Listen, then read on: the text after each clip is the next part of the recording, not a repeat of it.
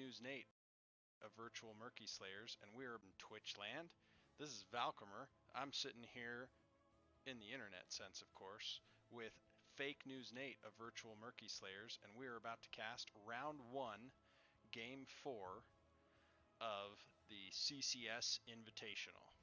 So on the left, I've been told they want to be maybe Marvelous Misfits, but they're the Frankenstein team of 1 part Illa Dancing Queens, 2 parts Can't Counterpick Stupid, and 2 parts Die for Vision.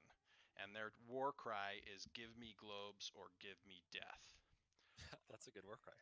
On the left, we have Randy Newman, complete with Randy Newman, Nandy Ruman, Randall Newman, Randy Newmeyer, and Randy Newman. So, casters. Hey, what's up, guys? This is Already. Nate. This is my first time casting anything, so it should be interesting. It is also my first time casting a game, and I'm probably going to lose the cowboy hat by the end of it, but I figured on All Hallows Eve Invitational, I should dress up like something, and the cowboy was the quickest one to pull off. I thought about Scarecrow, but I don't have any straw. I'm dressed up like Scooby-Doo, but you know, you can't disprove me because you can't see me, so just trust me on that one. I do appreciate the Randy Newman squad name convention here. That's takes some dedication. It does. These guys are on board. Look at, I mean, they're not like Smurfs either. They've got pretty decent levels, and they're all memeing together. I mean, I respect that.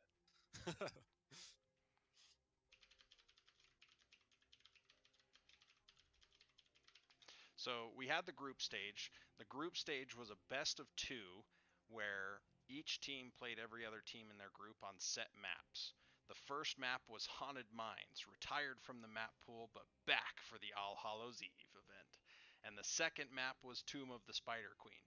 Tonight, we are starting with Cursed Hollow. All of the round 1 maps are Cursed Hollow. The winning team will progress, and the second map will be Battlefield of Eternity. I'm losing the hat. I can't fit it over my headset anyway.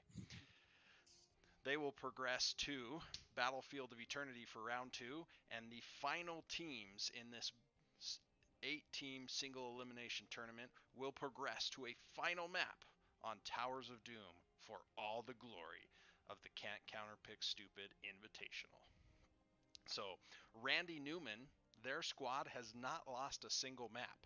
Now, it's hard to say for the Frankenstein team because Can't Counterpick Stupid won 1 map, lost 3, and Illa Dancing Queens unfortunately lost all 6 of their maps.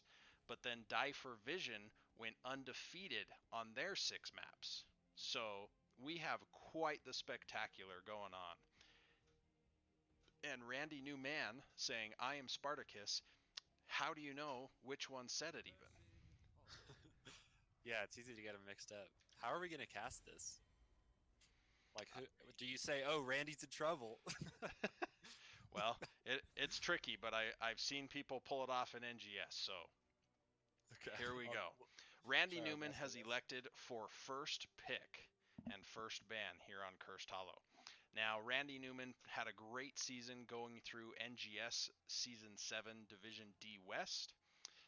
Die for Vision, part of our left-hand team of Frankenstein, was the Division C East champions. Illa Dancing Queens is a brand new squad, and they are aiming for Division C next season. Possibly B, they say, but they're thinking C.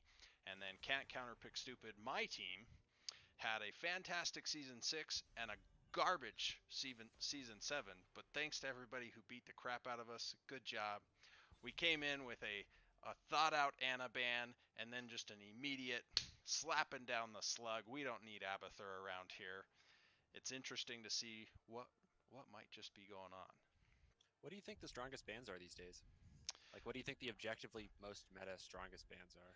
For Cursed Hollow, I still think Abathur is an absolutely top pick ban.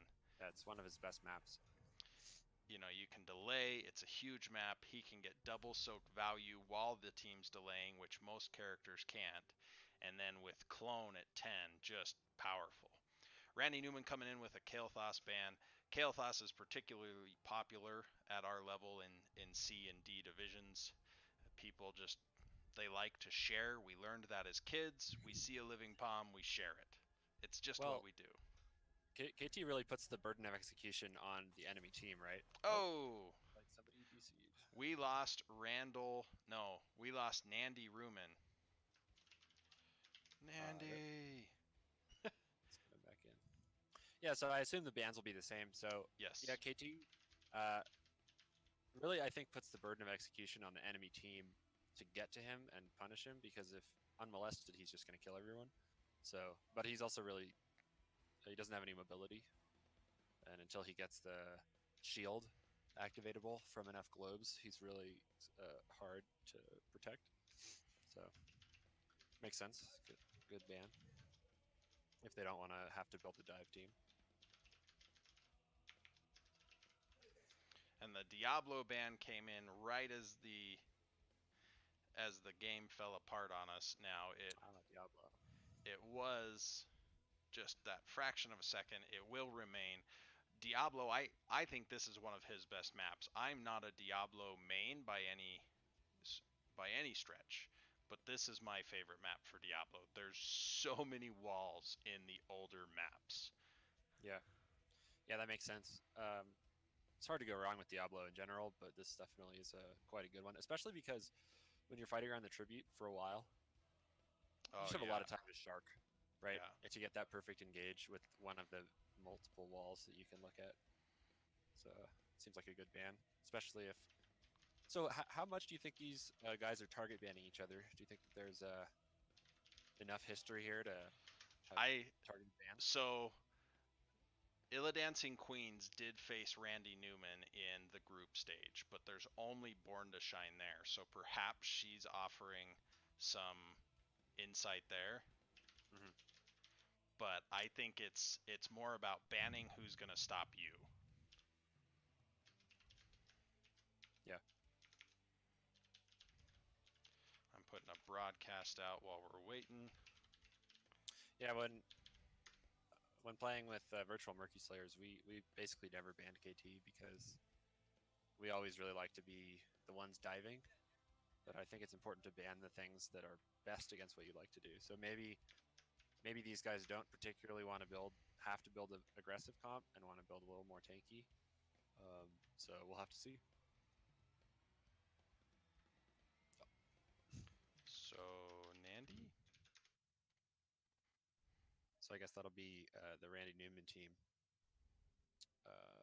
who I'm curious to see with the Anna and the KT bans, both heroes that are require diving the enemy team. I'm curious to see if they're planning to go like a more defensive strategy. oh hey, I think That's that my read on it, but broadcast we'll is going see. to ping multiple times because I hit enter multiple times.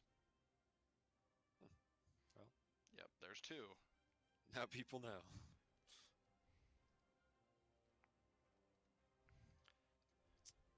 Copy message. Take this, NGS.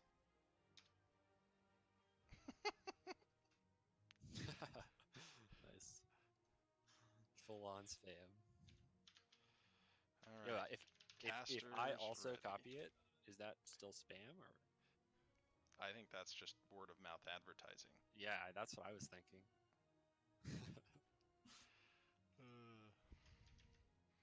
I I have gotten up before to a grand total of 9 viewers at the same time. So, whew, Wow. eh.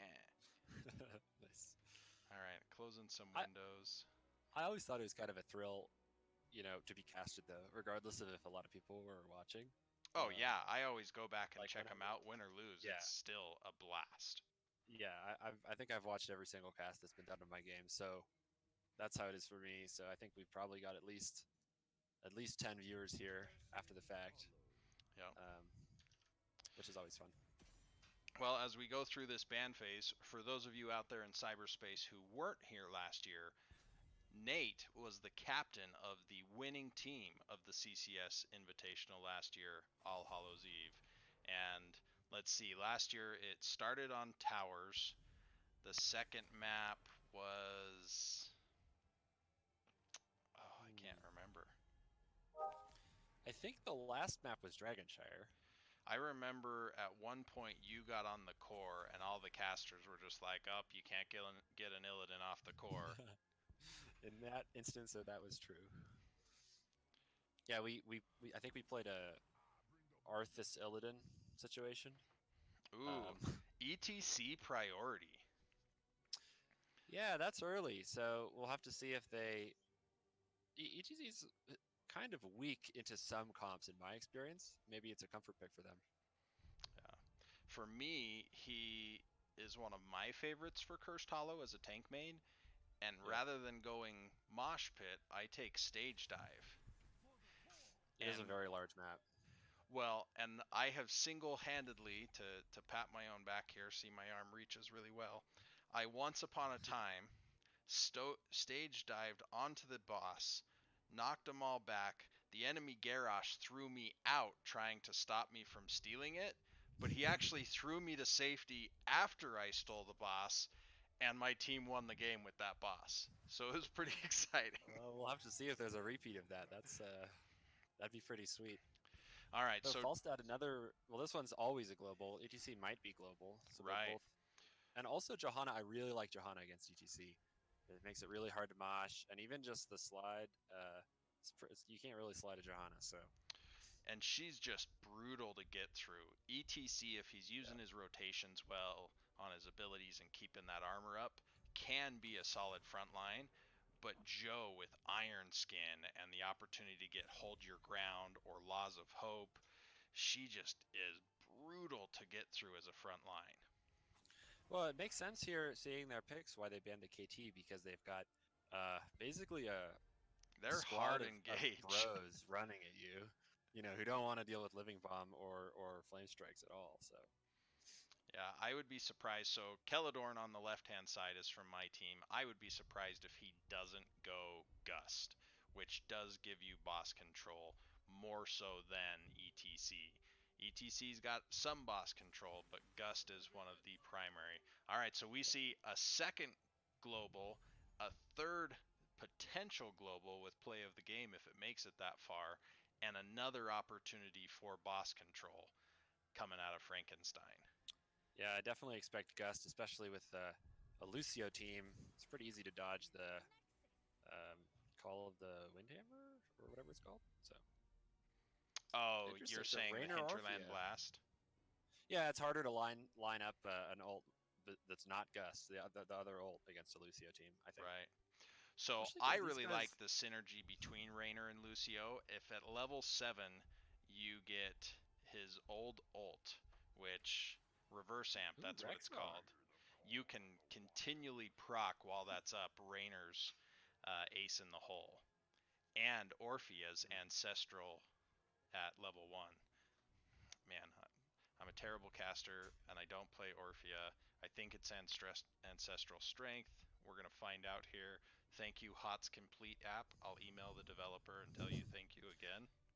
So this is going to be an interesting matchup. Basically, I think that the the non Randy Newman team. Sorry, I'm trying to. I just call him Frankenstein. Frankenstein. Okay. I think the Frankenstein team just generally doesn't want a 5v5, and the Randy Newman team definitely does. They want to Oh, yeah. have people clumped up for Imperius and ETC slides and have Lucio speed boost on everyone. Orphea also is better when you're hitting multiple people. And there's two globals on the other side, plus a Rexar who's a great solo laner. So I expect the Frankensteins to dance around. Well, I think they would be wise to dance around Randy Newman, at least in the early game. Well, and their back line is so susceptible to blow up. If Yeah. Hanzo gets caught by an Imperious charge and the team collapses, Hanzo's dead. Nothing Brightwing can do can save him. Yes, Hanzo's really hard to play, with also great rewards on this Oh, map. So that'll be interesting to see.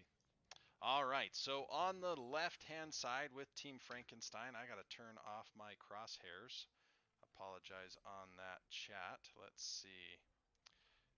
Cursor guides off. All right. So on our left-hand side, we have Hanzo played by Shamhat We have Falstad played by Celadorn. Silma is picking up the Rexar. Johanna by Earl Schlepp. And Brightwing by Born to Shine. And over here on our right-hand side, Randy Newman playing ETC, Randy Newman on Lucio, Nandy Ruman on Orphea, Randy Newmeyer on Raynor, and down here breaking off early, Randall Newman on the Imperious.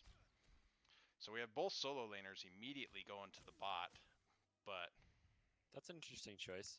I think I might have liked to see the Randys look for something at level 1, but it's kind of unlikely you get it, so I understand. I don't feel like Randall here on the bottom saw Rexar at first. I'm surprised that Silma engaged as soon as he did. I would have expected to wait out the E from having those heals and then dive in. Yeah, I don't play much Imperious or Rexar, so it'll be interesting to see how that matchup goes. Yeah, Falstad used his flight to come up here. I expect Rexar to win. So it looks like neither team prioritizing an early siege camp. Instead, the Randys want to push with 3 people in the top lane, and the Frankenstein team is going to match them, which makes sense, and send Falstad to do the camp. So we've got a little. Oh, are we doing the hard camp? No. He's asking Yep, for it. maybe He's we are. pinging. So a more ambitious camp choice. I hope that they push mid with it, because I think that Frankenstein will have a hard time defending, and they might be able to get a tower or 2. Celadorn's doing a good job of conserving his health, but he is already low on mana. I would like to see him, after this camp, Hearth get healthy and start headed to the bot objective, because he burned that flight early. Oh, though, it's coming back up at this point. He might. Oh, I guess he doesn't have fly yet, right? He's about to. Ooh, he's leaving a globe. Okay, he got the globe. Nice. Brightwing's flight is up.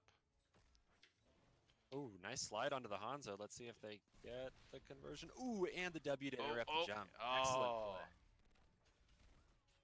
Celadorn doesn't have the mana or the health to put up with this, and they've got the harder camp. Yeah, what a great engage with the slide just catching Hanzo, and then the jump over the wall perfectly interrupted with the W. Great ETC play. And we've got Orphea try as she might, but she's not quite pulling off the defense top, but she is buying her teammates time. They've got this bottom cannon tower. They're working on the wall. Randy Newman, for my part, I would say hurry and get to that top cannon tower a little bit quicker next time, but it looks like you still, with the next push. Oh, I like what they did. They got a lot of damage mid, and then top is, I guess, a little damage, but no actual loss of towers. So. Oh, I'm just saying on mid, the top cannon tower of the gate. Yeah, I get what you mean. They had Raynor pew pewing away on the gate, and he could have taken the cannon. That would have been maybe a little more optimal, but regardless, they've got a nice advantage, and this is exactly what the Randys want. As long as ATC doesn't get too poked. Who engage on a Brightwing. Brightwing. Oh, and she's down. Although the Rexar re-engage. The Misha main tank was scary for a second. Hanzo does have some fantastic poke. Yeah. Oh, but they got it already. That's exactly what Randy Newman want to do. They want to force a 5v5 in the early game, and it worked out really well. Falstad saved his flight. He's instantly back to top lane. If he can get these minions in, they're going to crash against the wall. I would love to see him move forward down here into the bush to make it so Lucio and Orphea can't quite get there. They lost 5 minions worth. That was a nice play. Still advantage to Randy Newman at this point, I think, but Raynor's halfway through the bottom camp. Rexar is a fourth of the way through the bruiser on their side. Yeah, they're going to be late, or Rexar rather is going to be late, but I don't really mind, because it's a really hard location to defend, and they're really not strong early, the Frankensteins. So I wouldn't even mind if they just didn't go. I'm surprised they didn't punish Celadorn there. Baiting into the ETC. Nice slide again. Oh, so close. And a blow up. So to look at some talents here, ETC took Pinball Wizard for that extra damage on. Oh, and Brightwing going down to to Raynor Raynor got the too. final auto there. Nice focus. Oh, And again onto the that celestial charge almost picked off the Hanzo, and they picked up Hanzo. the second objective. Silma going to top or bottom lane, excuse me, trying to get that experience back so that they're not falling behind. Earl is able to successfully 1v3 this defense while the camp is there, but now that the camp's gone, they're going to lose that cannon tower. Joe does not have the ability to push off 3 heroes. Yeah, I think that the Frankensteins are not respecting the early game power of the Randy Newman comp and the 5v5 power. So we'll see if they. Oh, and an engage here on a Lucio. I don't think it's going to result in too much. Oh, I was up top lane. Nah, it was not relevant. But the Frankensteins really need 10 before they get to actually do anything, in my opinion. They need just more damage and more impactful abilities. And if I'm Randy Newman here, I delay, get 10, and just go in hard. Yeah, Oh, they may even give this one given. up just so they don't get caught. This is a solid decision, I think. Because they're going to get the... going for the camp. That's going to take a while.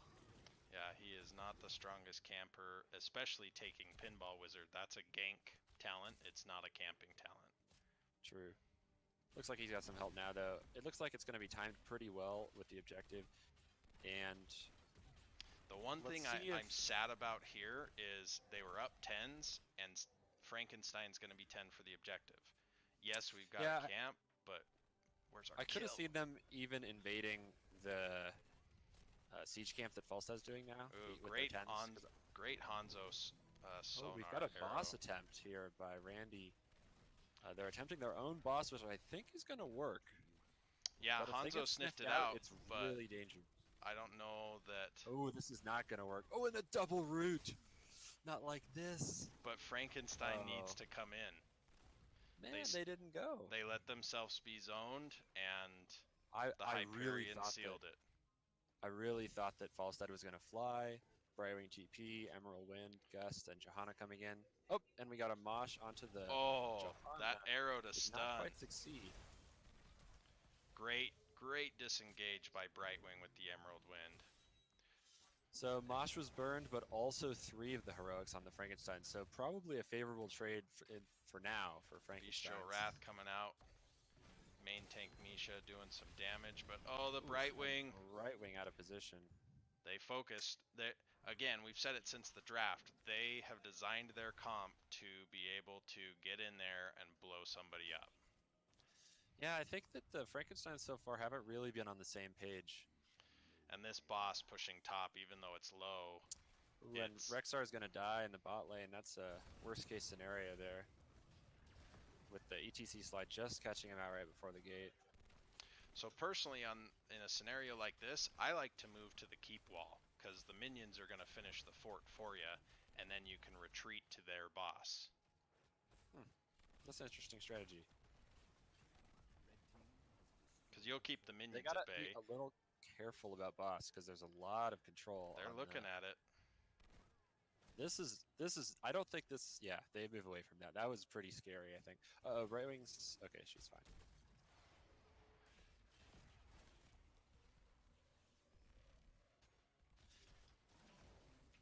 Interesting that Imperius took the... Oh, we got an engage in the mid lane. Oh my god.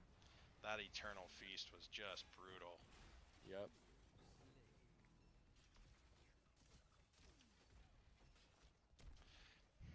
And they got 2.5 forts out of it. They've got a little bit of damage here on the bottom keep wall. Quite an effective curse. It looks like they're going to go top and try to finish off the last fort. Yeah, Raynor could finish it himself. Looks like they didn't quite know where everyone was. Hanzo had backed. So looking at talents with a quick lull in the action. So we have Stormbow Hanzo still working on finishing that quest, but got through 4 of the 5 heroes already with it. How do you look at the quest? Oh, just tab still? Yeah, that's all I've looked at. For sure. All right, we've got Randy in full force looking for a gank. Ooh. Yep. Oh, the ETC's deep. This is not a great engage, I think. If he had waited about 3 seconds more, I think it would have been a good engage. Misha putting damage out. I think Frankenstein should have committed there, perhaps. Maybe not, though. They're not 13. was an awkward position for Randy Newman because ETC was pretty far forward. Yeah, but But the if moment they passed. can't get through that choke, maybe Misha dies, but everybody unloads on ETC. And if you Joe can ult trade Misha used. for ETC, Think she's going to be fine, but nice ult trade for Randy Newman. We got Joe and Brightwing without ults now. yeah, well, and Beast Joe Wrath came out on Rexar. Oh, you're right. That'll be up pretty soon, but Rainer's finishing his just at the are they same going to rip time. it? Oh, I oh, would rip it. Just rip the boss. Don't worry about false dad. Everybody go to boss. they've got him though. They got the false dad. Push this wall. Yeah, I was thinking that Frankenstein's with the 4 members up could have just maybe done the boss, but instead they opt for the hard camp, and I think the they're giving this Falstad will tribute be up, with though. Falstad down. I think Yeah, they're it's a trying to hard find tribute value location somewhere for them. else. This, I mean, I thought the early game was going to be a little bit more like this, where they try to find value elsewhere, and they're a little behind now, Yeah, unfortunately. So they need ETC's to on find a it at fight. spawn. They don't have time to interrupt. Raynor is getting caught out in the bot lane. I think he'll be okay though. If there had been a damage there, Blessed Shield was up, Polymorph was up, we would have I seen the think gank on perhaps Raynor. Hanzo wasn't feeling confident in the arrow, but I think if they ripped arrow, Raynor was going to die there.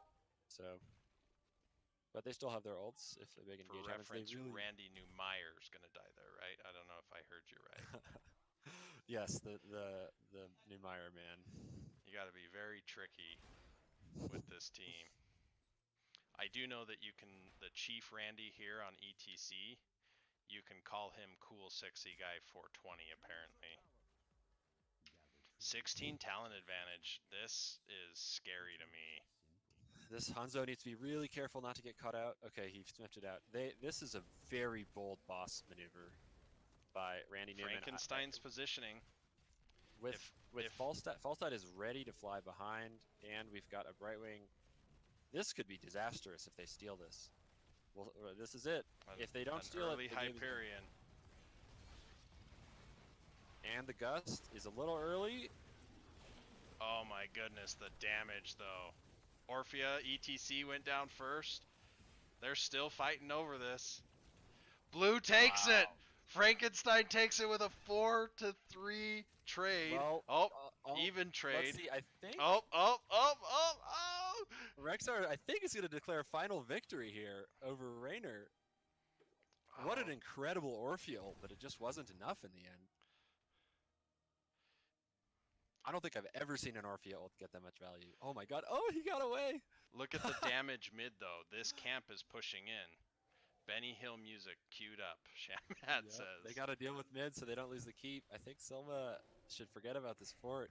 Oh, there's a false stat. Perhaps yeah, you've got all the damage coming back up. Try to even up the bottom lanes. Yep, good call to stay. So the tribute is still up. The Falstad's got it. Is up. Falstad's going to get there first. And Brightwing TP is going to secure it. And they're away. And this game has become a lot closer. They are starting the boss. This did not end well. So if they're not defending the bottom boss, Frankenstein, you know they went to top boss. Yeah. Oh, okay. Now they just figured it out. I expect to see a Hanzo. Gust is up again. We got Johanna. You gotta go. Oh no. And they started anchoring to be a little slower. Great Sonic Arrow. ETC's out front. I think they have to give it up. Wow. I feel like if Falstad had positioned here aggressively, they may have had a chance. Oh, I'm missing the fight by talking about what could have been. Disengaged by Falstad. I wonder if Fly was up. Flight was not up. Now they have to okay, that makes sense. Now they Hanzo's racing down here, but this is dangerous. Shamhat, you're 1 on 5. I think he'll be okay. Okay, yeah. Orphea going to defend. We got all sorts of defense top, trying to protect that keep and keep wall. The keep wall is going to be toast, but... Yeah, at least most of it. But that's not that big of a deal in the end. They're pretty close in levels now. So Frankenstein has a real shot in this game between the last boss steal and not doing anything that ended up very poorly with the other boss, at least. The only camp on the map is about to be taken by Randy Newman. Now it's the race to 20.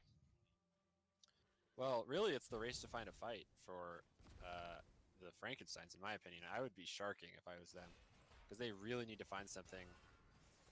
I guess the next So tribute will give it to them Frankenstein regardless, though. knows that we've got Rainer top, so they safely take that camp. Yep, this is it. This fight probably is gonna indicate the winner Yeah, if because Frankenstein, Hanzo, oh, you're really deep. Does he have jump?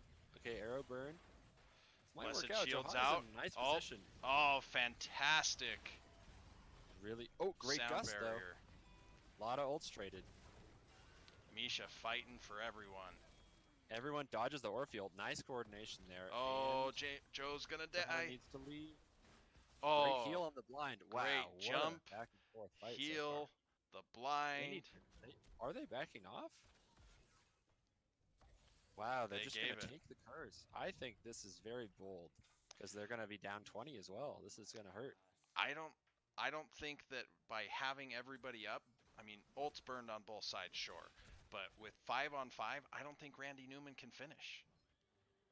No, I expect them to get a keep though, Yeah, because maybe they can. even two. Mhm. I think this Johanna's a mid bottom keep. push is too aggressive. Is Randall going to die? It's really close. He's gonna die to Misha if he's. Oh, the Bolt of the Storm ETC got immediately stunned. Misha's Oh, going down. I think Hanzo. Hanzo is gonna die. That's a big problem. That's a lot of their damage. We have 25 seconds left on the curse. It's going to be definitely enough to get bot keep. We'll see if they also get mid. Yeah, they've got enough pushed out top that they needed I think they need Falstad to there, focus on clearing unfortunately. mid, and Johanna is indeed going to mid lane to clear that out. Johanna took Burning Rage, girl after my own heart, played by a man. But They need to. I think they need to go to the mid keep to make this sure that they curse don't is lose ending. two. Fly past and gust them to the core. Perhaps, but they don't have 20 or Hanzo, so it's a could work, but The it's window's definitely takes a closed lot. now. Don't do it now. I wonder if they're going to be able to get this keep. Johanna needs to stay for sure. Maybe Yeah, so long as you keep the catapults at bay, it's fine. looks like Hanzo can get the clear on bot, and it looks like that was a relatively good outcome for Frankenstein's. And Yeah, they they're only gonna get lost a one fight. keep. They're gonna have to defend top now. If hopefully they respond quickly. So Hanzo, you're I so think they're far gonna out. get a level 20 fight, but without being too far behind and have a real shot in this game. Still, they're doing a good job of triaging. Falstad's just got to be careful if he gets caught.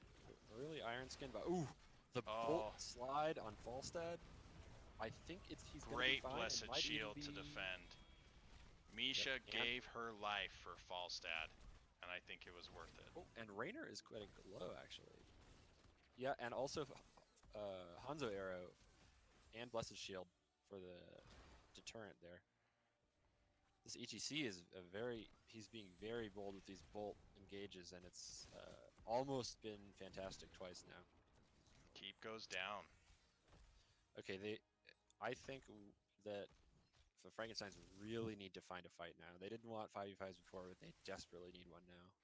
Right. Because they're just going to be out Gust macroed. upgrade. We've got Frenzy of Kalimdor, Indestructible, Speedy Dragon, and Play of the Game. On the enemy Alright, side, here we've already seen the Bolt of the Storm. We also have, let's see, Eldritch Conduit. Spell power stacking for Orphea. are they going to just do the boss? I think they are, and this is a great call because Give they the don't care tribute. about losing that tribute. And this was a bit of an oversight by Randy Newman, especially with the Hanzo, who can do the boss really, really fast. Great positioning by Shamhat hiding in that Free corner. boss. And they've got the boss.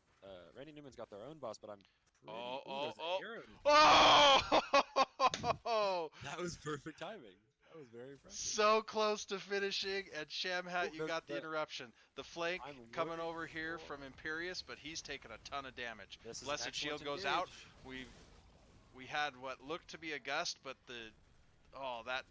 that Wrath of the Anguirus. Oh, Falstad's out. He needed Really to either great Wrath to deal with that Falstad. he needed to either choose to gust right away or not go in. As Well, soon I as think he did gust, but he kind of missed, or at oh least his not quite yeah, the Mighty outcome Gust he is was down expecting. Yeah, so with this camp another pushing in mid. potentially good grenade This turned is going to around be by Randy very Newman. tough. Yeah, they're going to be down a keep. I think the bot keep is going to go down for Randy Newman, but the The Frankenstein push might just here, lose here. I I I think they can probably hold. In fact, this is pretty bold from Randy to try to end here. the spell Unless armor's Hanzo goes still down. out. Okay, spell armor's down. Hanzo got back to safety. Mosh interrupted by Polymorph. I'm pretty sure they can hold here. They just Yeah. need to focus. Oh, Oh, another Rexar rapid got lifted. Anguirus. The Oh, Mosh the Mosh Orphea after ult the combo. Anguirus and the Eternal Feast on top of it. And here's the Gust, which is the The it's a level upgraded 20 upgrade, Gust. but the damage is not there. Oh, Oh, but Rainer's if gonna go yep, down. Rainer's down. The sound barrier came out late. Hanzo's so low. Oh, but it's Orphea's Orphea that down. dies instead. This is worrisome for Randy Newman. Let's see Death if they can timers are improve. so long, you kill the catapults, push out lanes, one person defends, and the rest end bot. But it looks like they only got 2 of them in the end. Frankenstein's only got 2 of the Randys, so They're going to collect another curse just so that Frankenstein doesn't get the, or another yeah, tribute so Frankenstein doesn't get the curse. Frankenstein, just pick up the camp. Don't go in. You're not all yep. together. I think that they are considering that they might do boss, but with 2 tanks and a healer, it's not going to happen. So you don't need to worry about that right now. You really need to push out to prepare for the next tribute and the Randy's Joe, boss. what are Those you are the doing, 2 Earl? big. I think he'll be okay. It's not. I don't think it's bad to get vision, but it's definitely a little nerve wracking to see her so outnumbered. Well, and if they had decided to chase, they could have put a lot of damage onto her, probably not killed her, but they could have got away safely and she would be backing for this. Yeah, I'm really worried about the. I mean, this tribute's really important again, and I'm really worried about bot lane. Bot lane has 2 catapults. I guess it's 2v1 catapults right now, but in the long run, that's going to be a problem. And Hanzo gets engaged on, but the Brightwing TP comes. Oh, Oh, Mosh is and down for 10 explosion. seconds, but Brightwing. having Misha and Brightwing die early. This is Oh, very nice ETC play this game. and that was a And they're great delaying with the ults, but interrupt, but I it's almost think ults. that you wanted to keep Wind Tunnel for. Uh, Oh, yeah, I really like false this stats. attempt because if you lose this curse, it's over. But now it's over because of the team fight. Yeah. Ooh, the Wombo That's gonna do it. combo. Excellent mechanical play from Randy Newman. I think that pretty much. There was some people on a little different page in the early game. I think for the Here they Frankenstein's, come bot where they already have their 3 yeah, catapults building up. they could just do a little dance around the core while the catapults end if they really wanted to. They they shouldn't because that could easily get them in trouble for bad manners. Yeah, just saying. It's pretty. It'd be hard to not end here. And GG is called. GG's. Congratulations to Randy Newman. Frankenstein, thanks for putting up a team last minute out of 3 teams. And we will exit out and find Yeah, our next match here. shout out to them. That's must be pretty difficult, and they put up a pretty impressive showing. There were like at least 3 or 4 fights that um, could have really gotten them ahead in the game. And in fact, at one point they almost did come back all the way, but it was the team fighting ability of the Randys was impressive. ETC always had support on his slides. Great coordination. All right, let's see.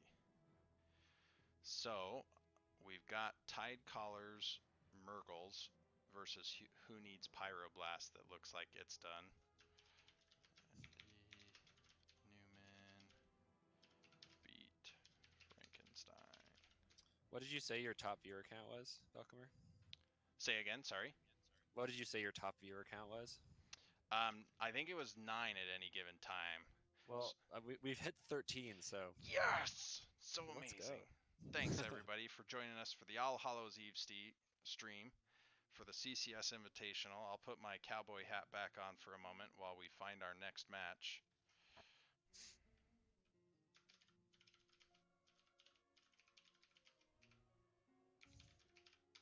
Single elimination today. I liked both of those comps. I thought they were both good at doing certain things, and in the end, I think the strengths of the Randy Newman comp ended up working out better. They really executed on them, and the Frankenstein wasn't able to quite as well execute on the strengths of their comp, but I think it was a nice try, and they really kept it close for a long time. So, all right, it looks like we have Tryhards beat Annie Oak League. We're waiting for the results in on Regen Anomaly versus Full Meta Jacket to see who goes up against the Tide Callers. all right. So, I want to jump over to the other side of the bracket. While I'd love to be able to cast all 7 games, that's just not possible. But yeah. So, we're casting the Tide Callers versus versus unknown, right? the winner of Full Meta Jacket versus Regen Anomaly. Sorry.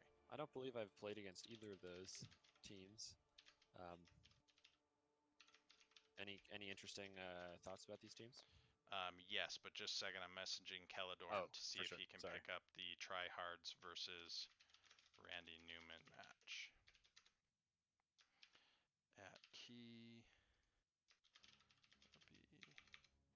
be casting your next match. And let's see.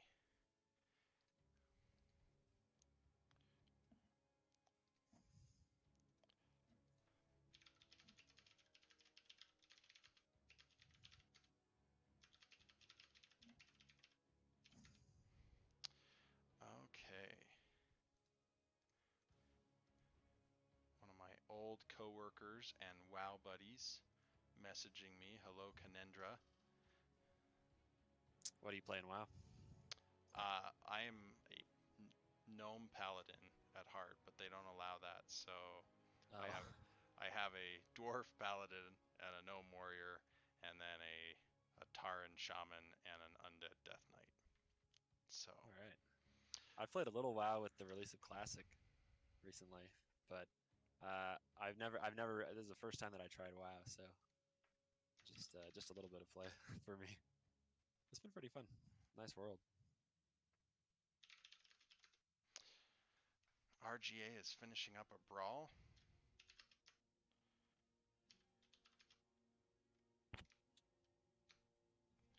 All right, Key has got the next lobby for us. Round 2, as we mentioned, is Battlefield of Eternity. We've tried to stay very Halloween themed this year, so we had Haunted Mines, we had Spiders, now we had Cursed Hollow. We're going to Angels and Demons with Battlefield of Eternity, and we wrap up on Towers of Doom. All Yeah, right. great couple maps. I always find these maps have really exciting gameplay.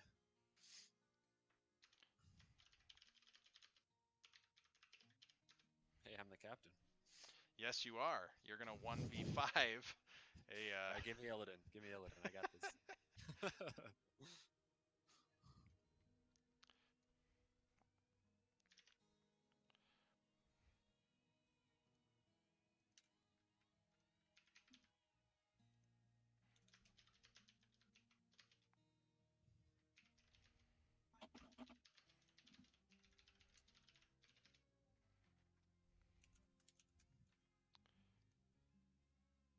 Just getting the lobby set up.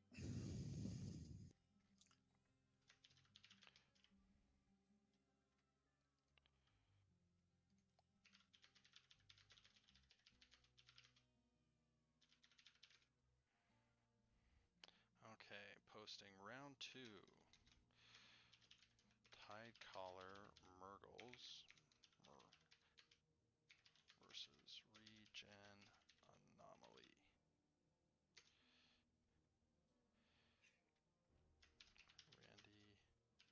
Randy Newman versus, and I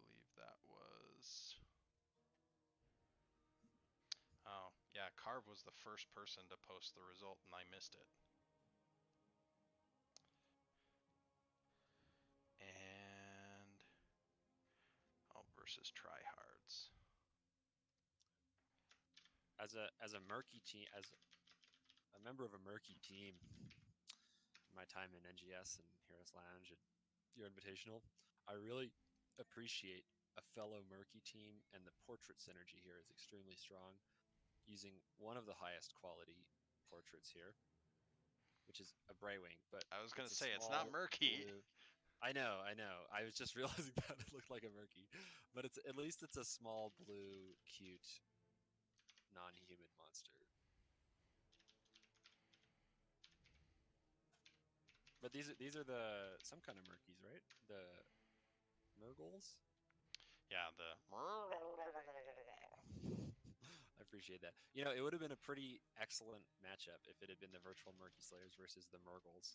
So there's a team in NGS that's forming that's the Murky Hit Squad. So Ooh, I don't know what tier they are. I'm hoping they can someday play VMS. that'd be great. You know, I took a little break from Huts because everybody got busy with other stuff, which is why we didn't play NGS this last season. But maybe we'll come back sometime. You know, my friend's done with his boot camp, programming boot camp, and I've been getting back into hot some. Nice. So yeah, maybe we'll come back, Well, to dominate, wrap up hopefully. some of the winners, I believe it was Amazing won Heroic. I believe Rewind won A. Beast Coast, which I think Key was on Beast Coast. Let's see. Key, what was your season 7 team? And then C Division was Tickle Me Tassadar. And because this is not an NGS program, I can say screw those guys. Um, Oh, I like them all, but screw them. I hated losing to them. And losing is then, generally not fun. yeah, I can't remember D. I'm a terrible person. Os could probably tell me. He was the beat writer. Oh, Key was on In Too Deep. Sorry, not Beast Coast.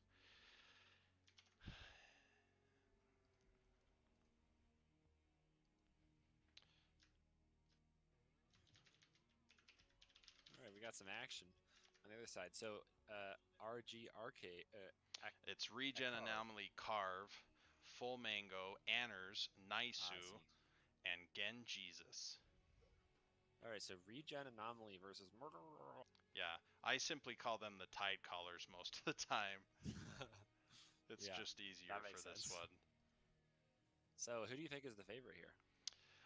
Right now, I've got to go with the Tide Callers. They were brutally strong in group play. They did not lose a single map. Key is Impressive. from a Division B team with a brand new team built around him. Tide Callers have their choice. Tide Callers are the first seed, so they get the choice of either first pick or second pick. And how did Regen Anomaly do? Regen Anomaly split the games that they made, and then they had a forfeit. Unfortunately, they could not figure out a Oh, time versus tryhards. So gotcha. they they were a strong seed in their Division C East. They played really well, and I mean, as you can see, Gen Jesus is sporting his Diamond 3 barrier, Yep. so they've got some talent too. We'll I see how don't know he enough does. about them, but it's going to be a great bloodbath that we're going into. Maybe we'll see some entertaining outplay from the Gen Jesus, perhaps even on Genji. And Nate, are you ready before I send casters are ready? Yep, I'm ready. Perfect.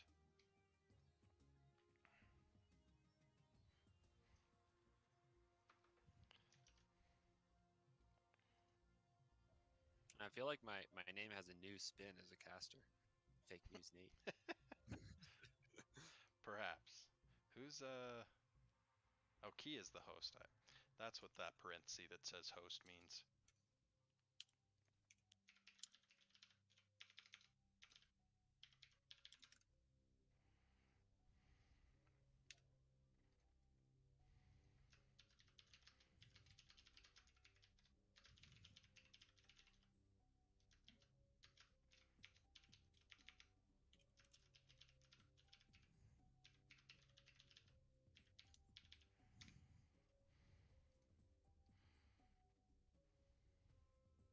Hey, I only sent it out once this time in broadcast.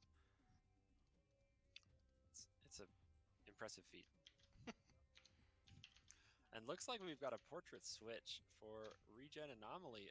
All of them except for RG or except for Carve have switched to also Stabby Brightwing picture. So the portrait meta is Oh, dominating. I didn't realize my portrait was on Frankenstein's portrait last time. I am a terrible caster Oh, that showing probably just support needs for. to, let's see, events. Candelabra. Hopefully no one picks that. Well, it may look like I'm showing support to the Murky team with my Murky portrait, but I'm really just repping my squad. So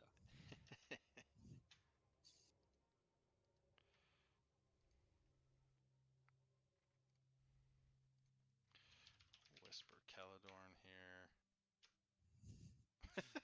Oh, the call out from your team, Carve. Get oh, on the portrait it's from synergy the now. enemy team. It's from the enemy team. This is some sass. Really. All right. Well, at this point, I think I have to switch too. Yeah, I'm working on it. Let's see. Please say. Oh, I'm buying Stabby Brightwing. Where's my stabby right? There she is.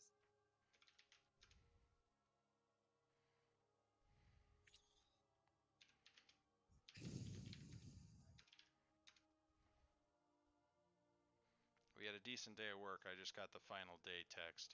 Not a great Saturday, but we're okay. Here we go. Battlefield of Eternity. The Tidecaller has taken first pick, and that does mean that Regen Anomaly has one uncontestable, uncounterable final pick, should they choose it.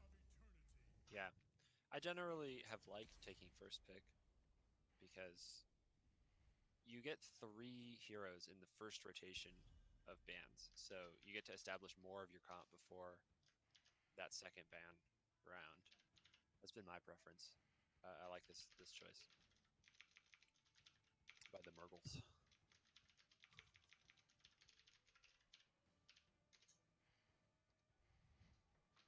I think I'm going to text Oss and see if he can join Celadorn casting. We may be low budget around here, but we're friendly.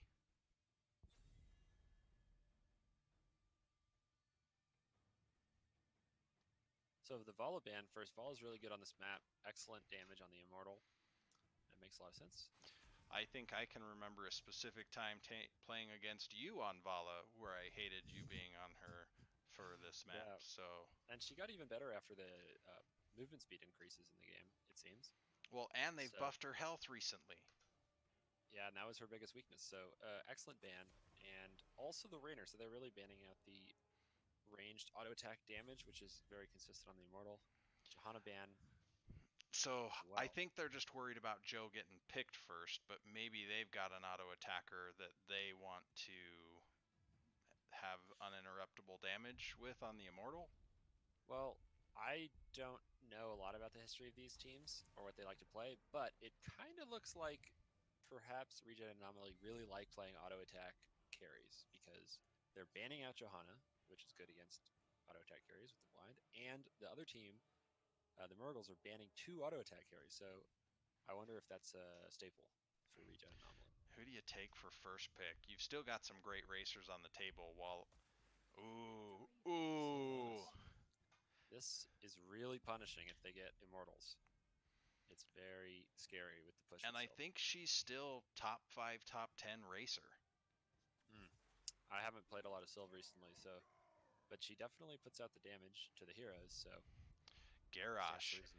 in his El Fuego luchador skin, and Greymane, And Greymane. the highest single auto attack damage, short of perhaps Tracer with Untouchable fully stacked. Yeah, so we've got 2 nice uh, racers on each side. And we've got ETC versus Garrosh, which is an interesting matchup of tanks. I generally think Garrosh fares pretty well into ETC. It depends on how fast you are on the unstoppable sometimes, though. Right. And Blaze. So What do you think about locking the in your Blaze pick? That solo seems a laner little with early to me. Blaze, some great crowd control that you bring to a team fight, but do you take Incinerator Gauntlets? Because now you're lighting stuff on fire when you don't mean to. Hmm. I This is an interesting Blaze pick. Not what I was expecting. I usually, well, I guess it helps with the ETC front line, and hopefully they kill still safe against the Grey Main. Malfurion as a healer. Yeah, neither team has healers, so it's an interesting choice to ban out a healer, I guess. That region anomaly didn't want Malf, so otherwise they would have just taken it. So a really strong racing healer on this map is Tyrande, so it'll be interesting to see. There's both Garrosh Tyrande combo and ETC Tyrande combos to be had. Up, and it's There banned. she goes. Yep. Malfurion seems like an odd one to me. Unless you're thinking, oh, the enemy team's going to completely dive me. Why take him at I this thought that point? I thought that Malf looked good for Regen Anomaly to take, so maybe they don't like to play him in general because you've got Blaze and ETC who are pretty easily rootable Right. and can help Garrosh with his CC. But looks like we've got Anna instead. Ooh. So they've got a lot of damage on the Immortal. They have a fantastic race. Go Berserker with your trait, lower that health, increasing the attack speed. Garrosh is just going to be a mobile zoning platform. If he can keep ETC from getting in there and disrupting the backline, right now I feel like they have the better race. What about like a Cassia here? Oh, totally Ooh. different. So Chromie, since her most recent rework, she's had, 7 or something like that in the last year Yeah. and a half. But in her most recent one, you can get all 3 of her plus her 2 sand clone images can all hit the boss. It no longer pierces the boss. Oh, And Zarya, a fantastic combo with Garrosh. The move speed on your mobile zoning platform, and armor and shields go so well together. yeah. This is going to be interesting to see. Um, I think that in general, the Murgle squad's going to want to be using 4 people to defend while still damages the Immortal, I would guess. Probably poking with Chromie and zoning with the tanks and healing with Stukov. Yeah. We'll Well, have to and, see how and well they Zarya can. brings an anti-dive measure that's pretty strong. Go ahead and go after Anna. She's going to get shielded. She's going to be speeded away. Garrosh is going to be in there ready to defend, toss people out. This is a tough one to call. I think I like the Myrtle comp more. Um, I think it might be kind of Oh, hard to. I got to stop hiding my mouse during draft and having it zoom off the screen. All right, so over here for the Tide Caller, we have Rise Robin on Blaze. We have Mbob on ETC. Pet Wolverine showing the impressive Chromie taunt. Key coming out with Stukov and Shedge, on the Sylvanas. On the red side, Full Mango taking the solo lane position with Zul'jin right now. Here we have Zarya played by Carve, Anners on the Anna, Naisu on the Greymane, and Genjesus bringing in the El Fuego Garrosh. And Mount Synergy from the 4-man. I really don't know which comp is favored here. Oh, and the throw didn't come out yet. I guess you're throwing the tank in wouldn't necessarily be so good. But I think it's really going to come down to execution because I don't see a clear advantage in the comps. But it's also I've never seen some of the combinations here, so Carve's got to start getting really some aggressive energy. Greymane. Pretty good trades here. Yeah, nice slide by the HEC, followed by the Oh, silence. Nice get coordination. charged up though. Oh, Okay. first Sylvanas goes down. First blood for Regen Anomaly. Not respecting the Anna healing there. Able to keep everyone up despite ETC Stukov combo. And again, ETC slides, but it just doesn't mean anything. Anna's And not. Zarya just gets charged for it. Yep. maybe, at least in the early game, it looks like the Murgles may have a hard time fighting through Ana heal and Zarya heal bot lane, or shield. Grievous throw, Bone Slicer, the first talent pickup on Zul'jin, so he knows he's not going to get the Headhunter, so he's just going to try to stay mana filled and just dump out on those tanks. But he's... Greymane rotating top, interesting.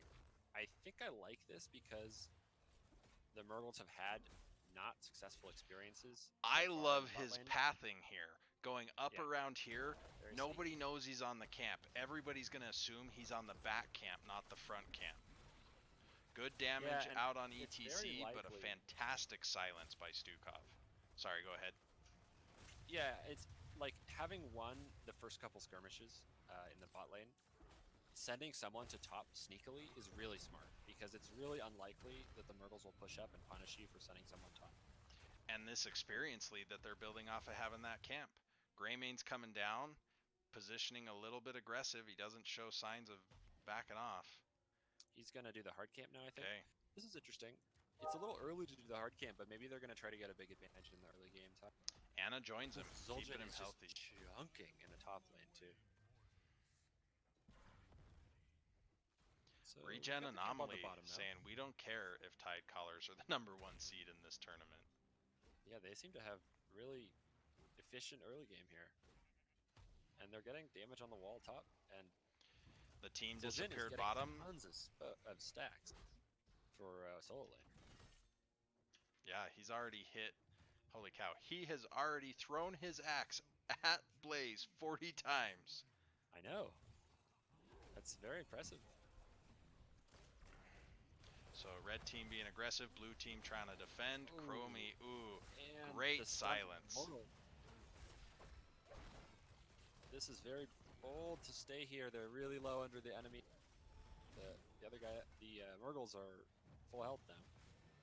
But they're keeping the Murgles here, and look at top. Oh, the Shaman goes down first. Yikes. It's funny when that happens. It's just really unlucky sometimes. Sometimes the Shaman goes down first. Great bush play. Blaze, hold that oil slick next time. Let him come in.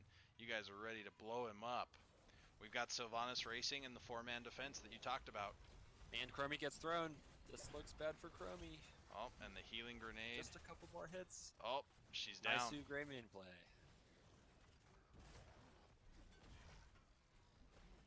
Such aggressive play coming out from Regen Anomaly, winning under the Carv's fully stacked right now. ETC can't stand the heat. Yep. It's really impressive that they're able to 5v5 under their opponent's Immortal with an early game Zult. It's really... So, look at this. ETC took Block Party at 1. You've got Zarya. She's going to melt those stacks of block on anybody. I mean, I get it. You don't want full Mango to wail on you as hard with Zul'jin, but... Well, it is true that it gives the block to the allies, too. So, only the person that Zarya is targeting will be affected. So I think I like the Block Party talent, although it's a little weaker for Zarya.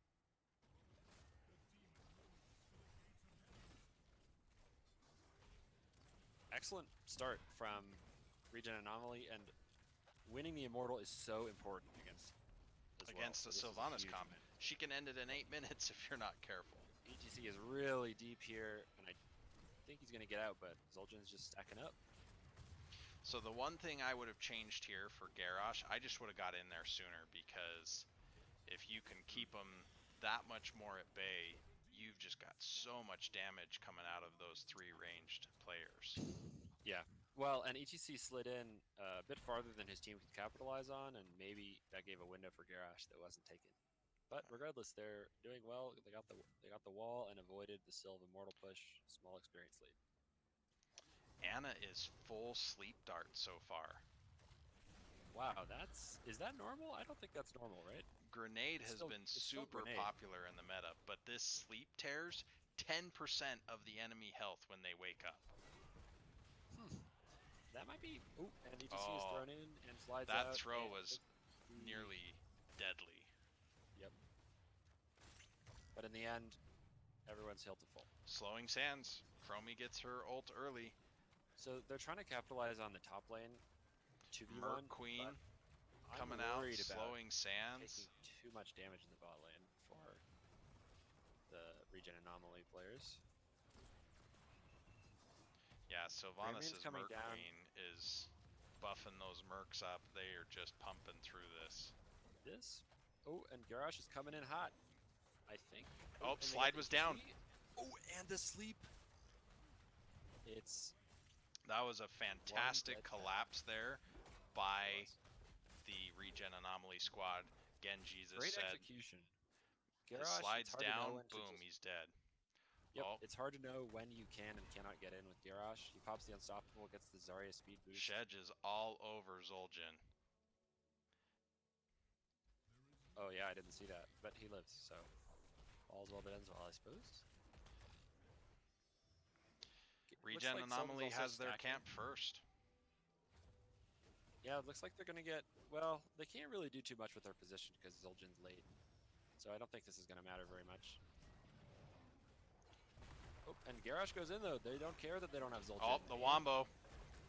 Oh my. Taunt Yep, into with 10. Gravitron. 10s were picked up, and you just can't stand that far out when the enemy's got 10.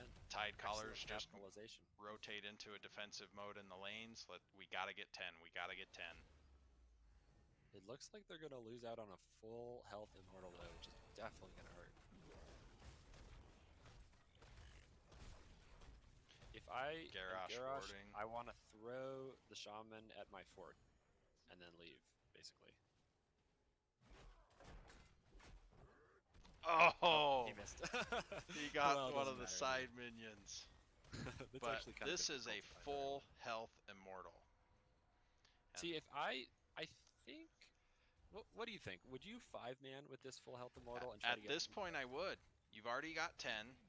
Zul'jin wants more stacks and wants to be able to pump extra damage into that fort. Yeah, I could have seen leaving Greymane top and bringing Zul'jin bot, or doing 5-man. And their Wombo's back up. Absolutely, I want to fight. I want to down the fort, and I want to go full Wombo. You know, they might just not care. They might go anyway. They've been really confident. They're going to get both forts. Yeah, he is up here going crazy. Nice dodge with the Greymane. Oh, there comes our gravity. They don't care that it's 4v5. Oh, but the mosh. Maybe they should have cared that it was 4v5. Oh my goodness. 2 down. Are we getting a third with Zarya? I think. Yep, Ooh, she's but down. A nice blaze stun. Well, a greedy attempt there by. Having both forts down is great, but if I'm the Tide Callers right now, I push in on this bottom fort and then come back to the camp. In general, I agree, but I think Sylve with Merc Crane is going to push just as fast this way. Got it. Not sure though. It's hard to say. Yeah, the camp isn't even here yet. Maybe you're right. At any rate, they're going to get this fort. I think that was just a win more play, you know? You could just take a win there, and instead they thought that they had enough damage, but just didn't quite. The backline survived at low health, and the experience is even, so gave the advantage back. Oh, Tide Callers are looking for this Zul'jin. You gotta slow him. There we go. Oh, he did. I'm worried about the Blaze. Oh, no.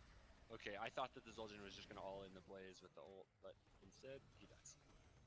Trying to escape. He could have gone 1 for 1.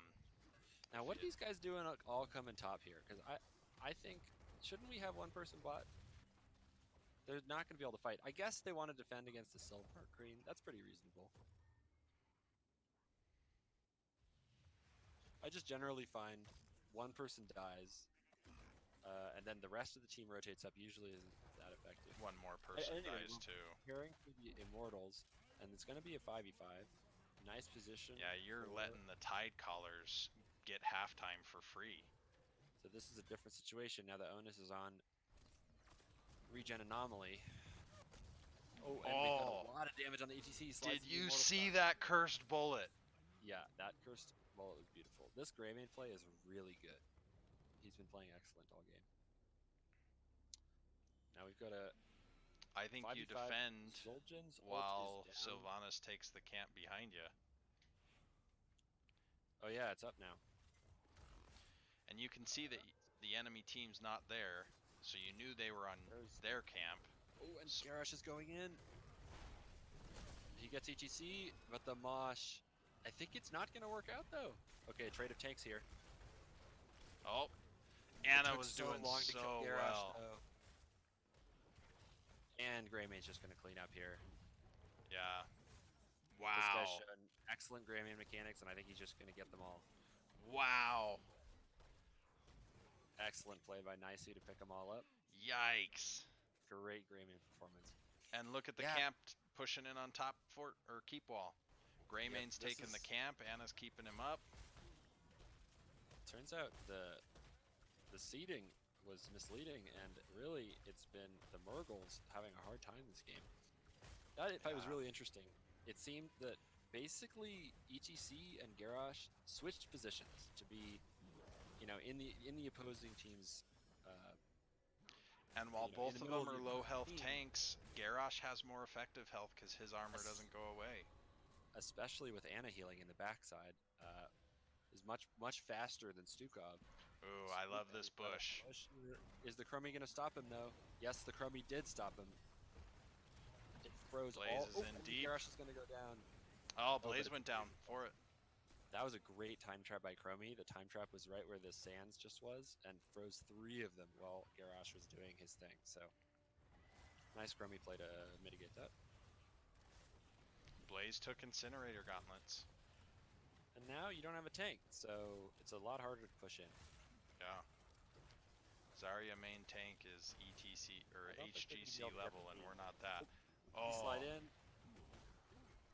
No Mosh available. Plus, there's a sleep dart, but still, and cursed really bullet keeps them off coming the out keep, again. and the keep is quite healthy. They need to leave really, really quickly. Which is why Anna is slowly marching away. Yep, and looks like they get out. So,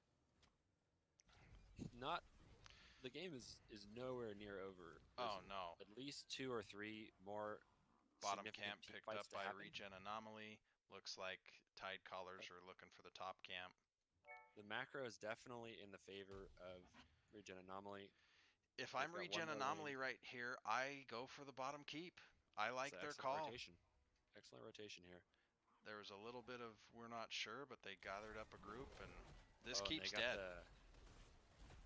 This was an ambitious camp take by Murgles, and excellent punish.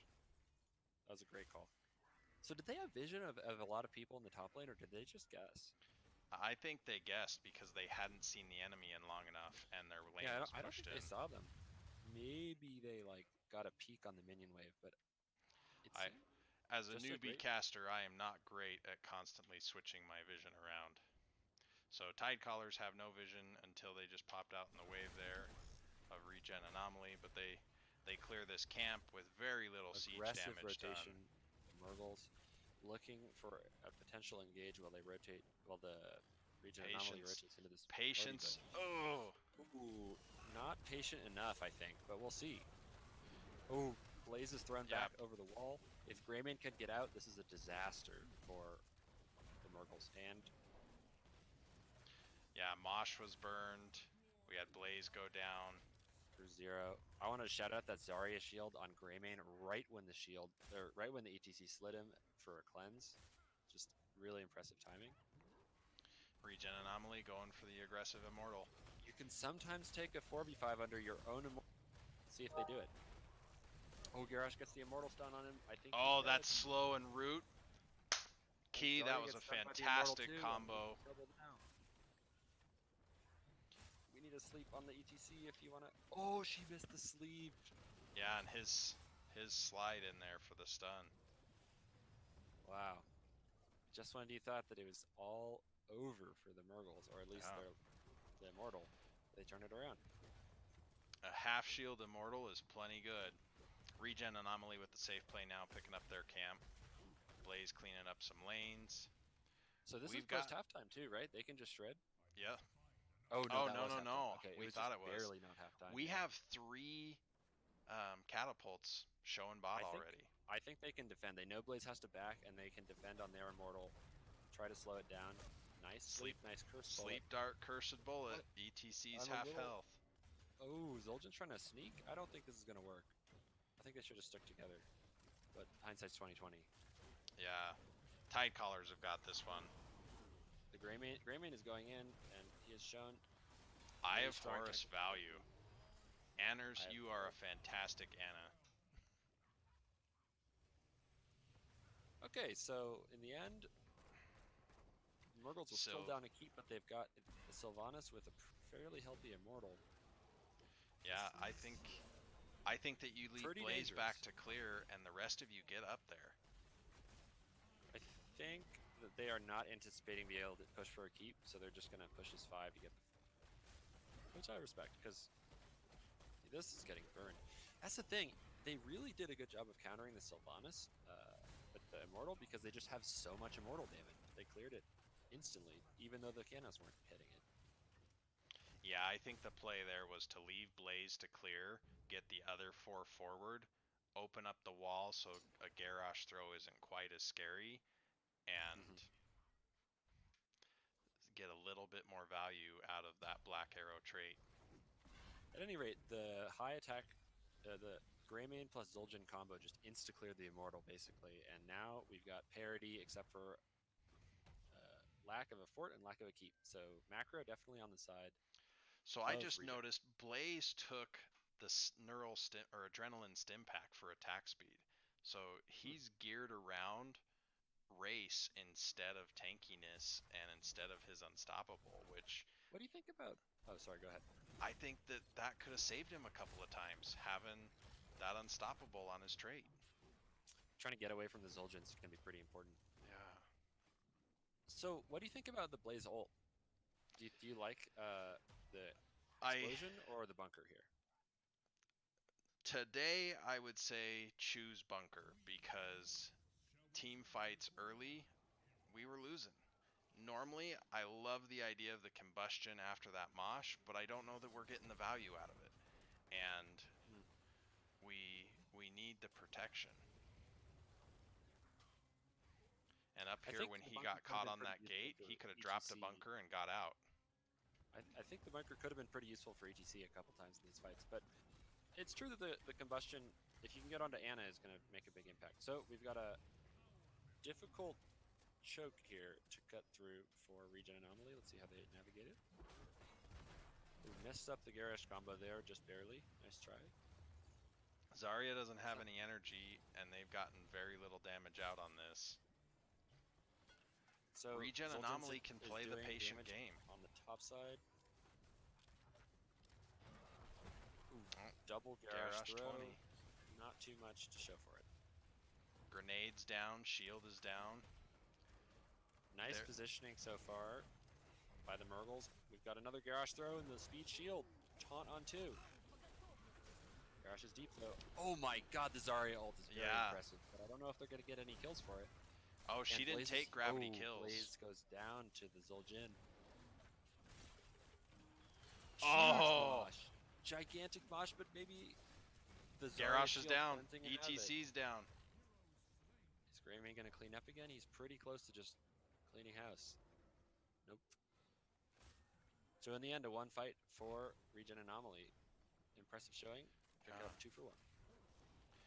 So I didn't see the storm shield come out there, and that could have given ETC another breath of life. Oh, This Sylvanas. Chromie poke. Sylvanas and Chromie poke. So they were trying to do the hard camp, but the Chromie poke was just too much. They had to rotate Greymane back onto the heroes. Greymane is going in, and he decides the better out for now. They got to line up for this Ana. They're getting their tanks back. They have successfully defended. Hunter's Regen Anomaly blunderbuss. has moved up because Sylph had to go to the bot lane here to clear the catapult, but it may just prove too much for this Immortal. Oh, Wow. look at that damage out on. Castingo popped. And it turns out he would have died if he hadn't popped it, so nice call there. Yeah, between the Tazdingo update or upgrade healing him up and Anna there, he stayed alive, but he would have been toast. Yeah, the Crummy was on point with her shots, so that's a hard call to make, right? Like, if the Crummy doesn't hit any of them, you feel really stupid. But the right choice here, because the push with Zul'Jaren is way scary. Well, and you get the healing regardless. So it Yep. wasn't a terrible loss if she had missed you, but you still feel like, now I don't have it for next time. Greymaine's level 20 is really scary in these situations when he's... Oh, the blunderbuss splash damage? Yep, like he's hitting both of the tanks behind the well right now, and now they're pretty chunked. This might just be game. This is a full health, well, no shield, but full health immortal. Garrosh looking hungry. Definitely should look, and they are.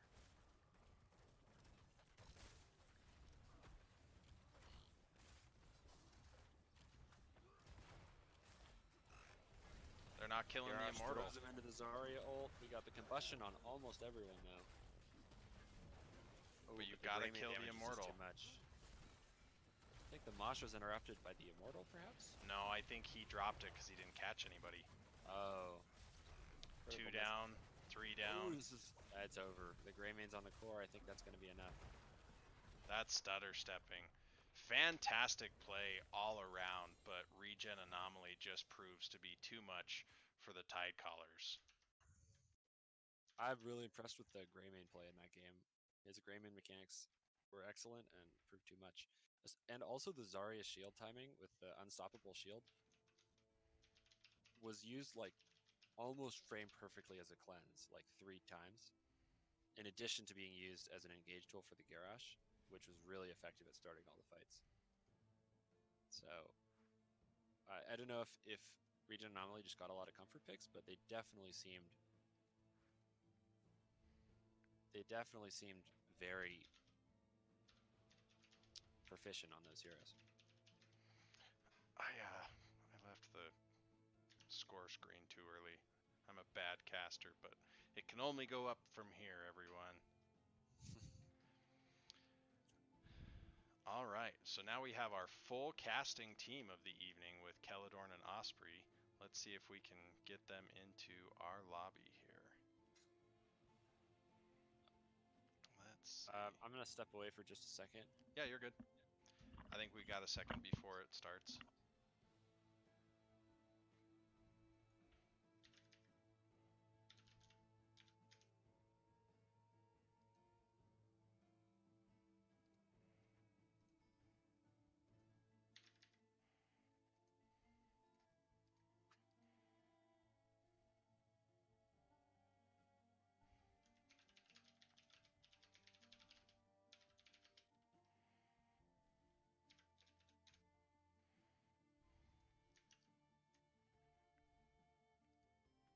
Hey, Celadorn, come into casting lobby 1 with us if you can.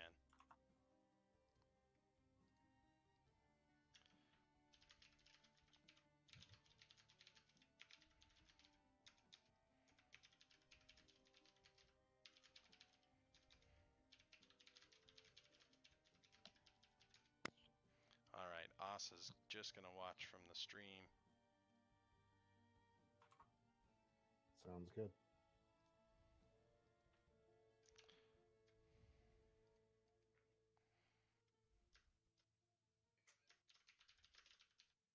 My Streamlabs is having some problems and I didn't get a chance to change my title, but that was my very first cast of all time. Well, you've co-cast before. That's true. I did co-cast with Not Paradox once. And he's a talker, so. Well, the unfortunate thing is I am not much of a cameraman, and so we've got that working against us.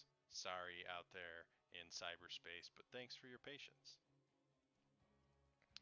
Okay, your game has ended, right? Correct. And did Randy Newman win? Randy Newman did not win. Randy Newman got crushed by tryhards. Wow. I saw the GG out to the Newmans, and so we have neither of our first place or first seed teams made it.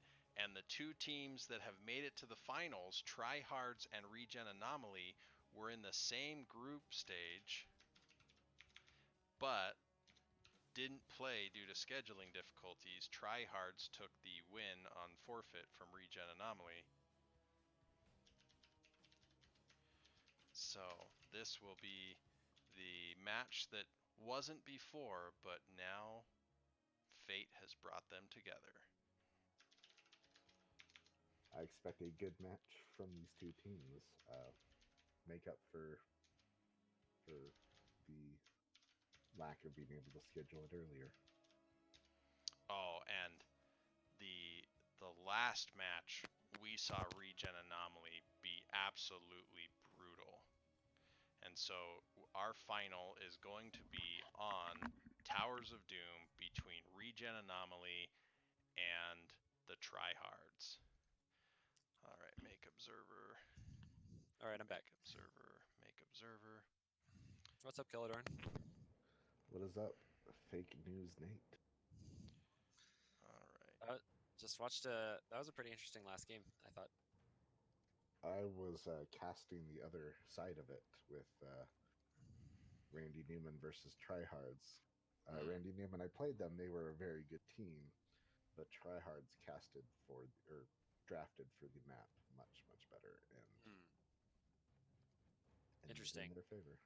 Yeah, you were on what we called the Frankenstein team, right? Yes, Correct. I was. Yeah. We How played was that? It was interesting. It was not a lot of communication. For sure. Yeah, it seemed that I was expecting you guys to be a little more passive in the early game. Was that something that you guys talked about, or? It was kind of a Frankenstein last minute team. There wasn't much talking. Fair enough. Yeah, because you drafted such good globals for sort of giving up a couple things or being passive. Yeah, But they ended up and catching you a couple times early. we got caught out. Randy Newman was really aggressive. They had Yep. the rotations from their Lucio to speed them up, and while that worked great in favor of them on Cursed Hollow, it was not the same situation on Battlefield of Eternity. They drafted half the same heroes, and they didn't get the race to back it up. Right, So, that's crucial on that map. yeah. That bottom boss fight was super lit. Yes, that was I we were all can't young. believe you guys. I can't believe you guys won that fight. The Orphea ult was going for like 5 years with multiple people in it the whole fight, and somehow you guys pulled it out. I was really impressed. Yes, yeah, that's what happened. I mean, it was a great attempt, but we were still down most of the game, and Yeah, I felt like you guys were really close to coming back a couple times. Like there were, there was one point where you almost reached their boss when they were doing it towards the end of the game.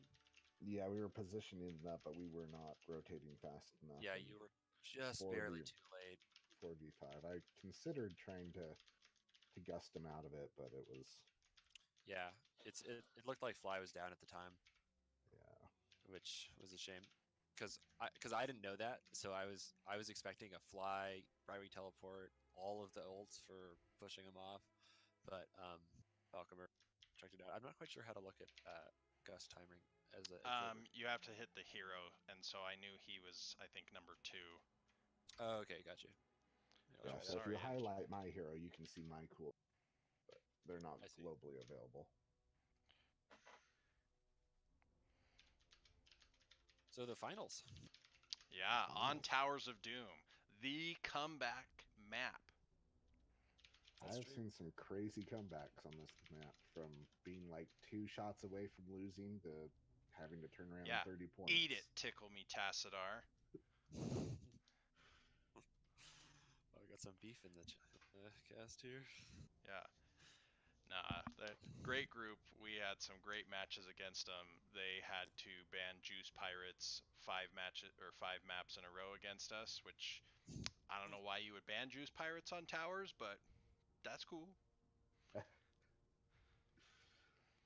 So Towers of Doom, what are we looking for in this draft?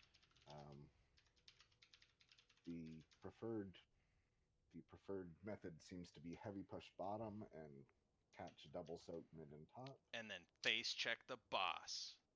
Yeah, no one who's not an idiot would do that though. I tend to like Vala for the bot lane. You can often build a nice 3-man for the bot lane on this map, which can be effective. So one strategy. What do you guys think of Abathur on this map? You can let the top keep go. Abathur can get all the soak safely, and you have a 4-man bot the whole time, and the enemy team just falls behind on experience. I'm not. I don't hate Abathur on this map. He can when the What does 3 lanes come SKT up. mean? I have no idea. SKT is the league team. I think it's League of Legends they're talking about. The League Worlds is happening. It's happening this week, and I watched some last weekend. They were doing the group stage, but we try not to talk about League on the Yeah, game session. League. Look at me, I can last hit, I can deny, I can buy items. We got talent and Yeah, a smaller player base. But it's cool over here. We You know, like it. I've played League and HOTS, and what I really like about HOTS is the team play aspect, which is sometimes present in solo queue and sometimes not. So I think HOTS is really well suited to playing these amateur leagues with the working out strategies between the 5 people. I think HOTS is really good for competitive, basically. Whereas League feels more like a solo queue game to me. So I that's what agree. I really appreciate it with HOTS. I played League and I played Dota 2 as well prior to HOTS coming out. For me, the aspect, especially on like Dota 2, is sometimes you just have a player just sitting there waiting and not getting the same experience as the rest of the team. Mm-hmm. HOTS always loved that you need to work as a team. You're all equally strong throughout the match, and you're not just gonna send someone off to buy totems every 10 minutes. So as dorky as I know this will make me sound, I too dabble in Mobile Legends Bang Bang, and that game has just a ton of jungle to it, a lot like League and Dota. And if you take a marksman and get level 15, which is the final level before the enemy team, like it doesn't matter, dive me, you're dead by the time you get to me, because there is such a poor team reward outside of team fights. I So just was, I mean, in Dota when I was playing, there was one point where I had to run off because I had a screaming kid. Came back 15 minutes later and I was still overpowered from the other team and just slaughtered them. Yeah, the games last so long in time. Interesting. Yeah. we are waiting for guys... someone on Regen Anomaly who has gone to the bathroom. Well, these guys like their bathrooms. Well, don't get me Maybe wrong. they have a really nice bathroom. I know. I don't mind. Use a bathroom. I am very thankful that my office has that door and the bathroom's just on the other side of that wall, so I can usually get there during draft even. Works out nicely. I just use a bucket. Man, you need to go compact and get like a bottle. So, going back to how we started the cast, Nate is currently sitting in a seedy internet cafe that apparently has buckets for every desk. So you don't even have to leave. Feature. Nice feature. Is this CD internet cafe like in Korea or something? No, it's a perfectly fine internet cafe. Internet LAN center in Colorado Springs. Nice. I'm actually inside of a Walmart, inside of a LAN center. Like Really? it's like one of those Russian dolls, Huh. Yeah, it's esports arena. They have a little branch out here. So. Nice. I wouldn't have expected that in a Walmart. So I know. It's pretty surprising. Keladorn and I both live in the suburbs of Salt Lake City. His being suburb is a bit of a stretch, but me being exactly. And there's one. It's about an hour and a half south of you, John, and maybe 35 minutes north of me. That I've thought if we ever have the CCS team all in Salt Lake, we should go. I've heard of some. I know my son has been with his grandma to some gaming places down in Salt Lake. I live in rural. I am rural. I live in Cowtown, so I'm not a Oh, suburb. you know, I'm a doofus. I didn't turn off my camera during the game, so during every match, my face has been on the bottom of the screen down by the mini map. My bad. Speaking of bathroom breaks, since apparently Regen fell into the toilet, I will be right back, my friends. It does seem like they fell into the toilet. Uh, so what do we know about this other team? Can you Celadorn, remind me? you're our closest thing to an expert on tryhards.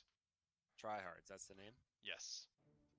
How did they do in the group stage, the round robin? They split the matches in the group stage that they were able to play. Their one match that they weren't able to play was Regen Anomaly. Oh So wow, so it's really a even matchup here in terms of the group stage. And these are the only two teams in the whole bracket that have not played each other, right? no, the group stage was split into 3 different groups, Oh, okay, never mind and then. that But we determined seeding based off of that. And then this is our final night with the single elimination tournament. Here we so go. regardless, they have not played though, right? Correct. So That'll be interesting. very few of the teams that came up against each other tonight had already played. Hmm. So, um, So Full Meta Jacket had tryhards. not played Regen Anomaly. Annie Oak League had not played Tryhards. Yeah, What a great name, by the way, Annie Oak League. yeah. Good job, Gola. You better be watching. Their logo is pretty lit too. Yeah. So If you want to know more about Gola and Annie Oakley, go check out the Late Night Face Check featuring me, the guy with the chin. Check out NGS's, let's see, YouTube channel. That's probably the best place to find it. So, Documer is like 80% chin, just so you know. yeah. Speaking of which, I am now going to turn off my camera so that we can properly enjoy the game. Because it's all about the game. Tryhards. Let's see what they ban first. I don't know if they've scouted their opponents, but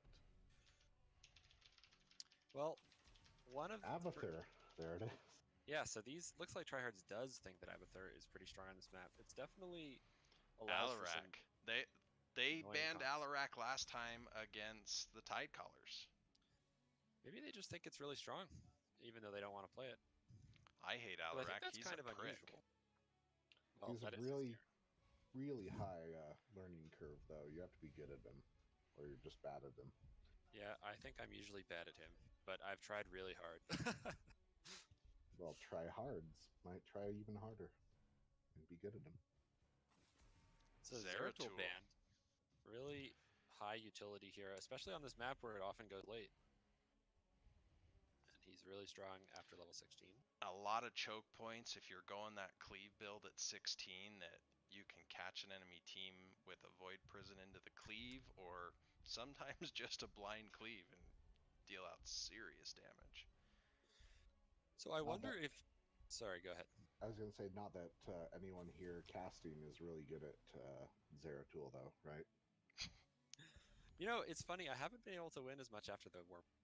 I think it actually hurt him quite a bit. Good. He was a jerk.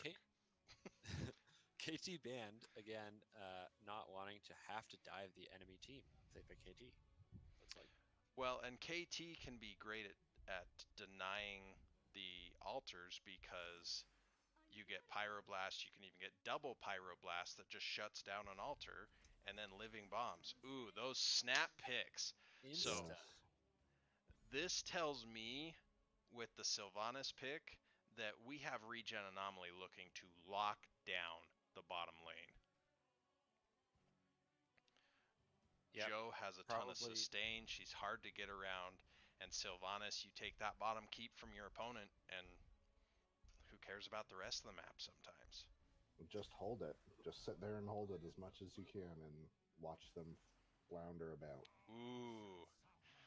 Hmm, Are we seeing interesting Leoric pick. a Leoric light bomb? Oh, Ooh, that's an interesting. interesting idea. That is an interesting idea. So Takes most, some timing, but I think it's interesting that they first picked Jaina. So KT was banned, and then they just insta-picked Jaina, and they're just saying they really want an AoE mage. So maybe that's the way that Tryhard just likes to play.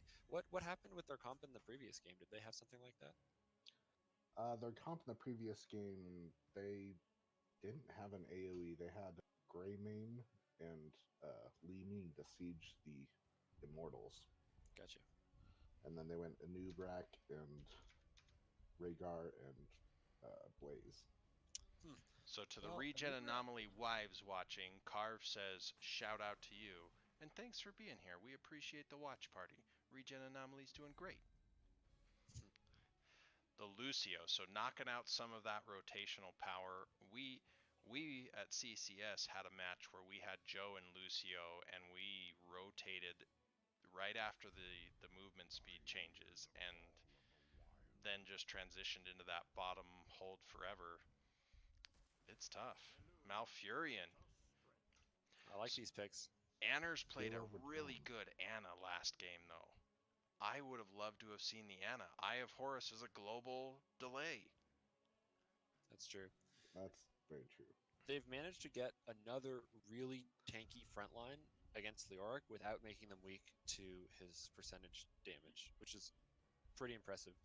So you get this Rexar here. So they have two big tanks without being really weak to Leoric. Nice picks. Whew. And it's a good thing you stole away that Greymane, because he was so strong last match.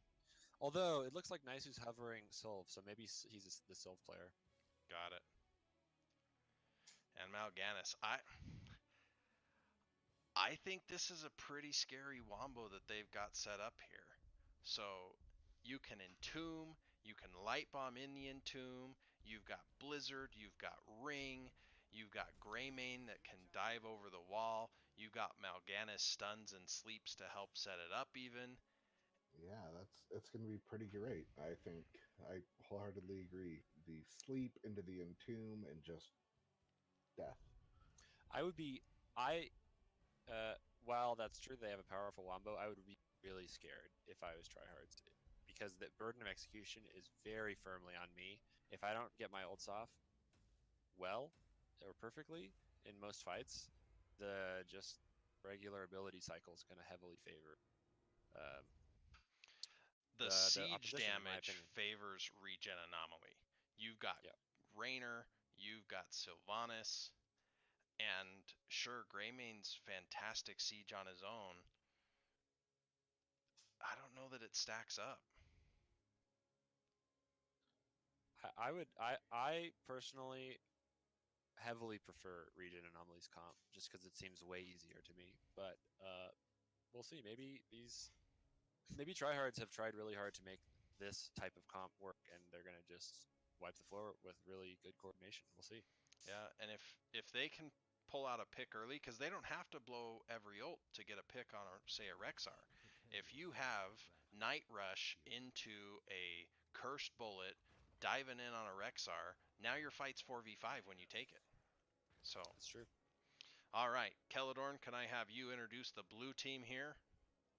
All right, on the blue team, we have Full Mango on the Rexar. We have Naisu on the Sylvanas.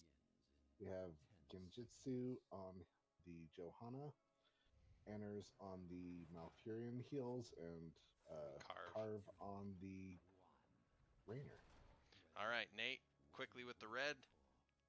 So it looks like on the red side we've got Tesseract on Mal'Ganis, Few Free on the Greymane, and they're moving around a lot. Tuna Breath on the Anduin, and Jaina is played by John Bunyan with Leo on Dragon 478. We got the quick Antics- clear from the blue squad, and they left for that Tesseract rotation. is getting chunked, moves back towards his team. Looks like they're stopping the rotation as Tryhards tries to move down. Well, and they put out a lot of damage too. Sylvanas just waves away.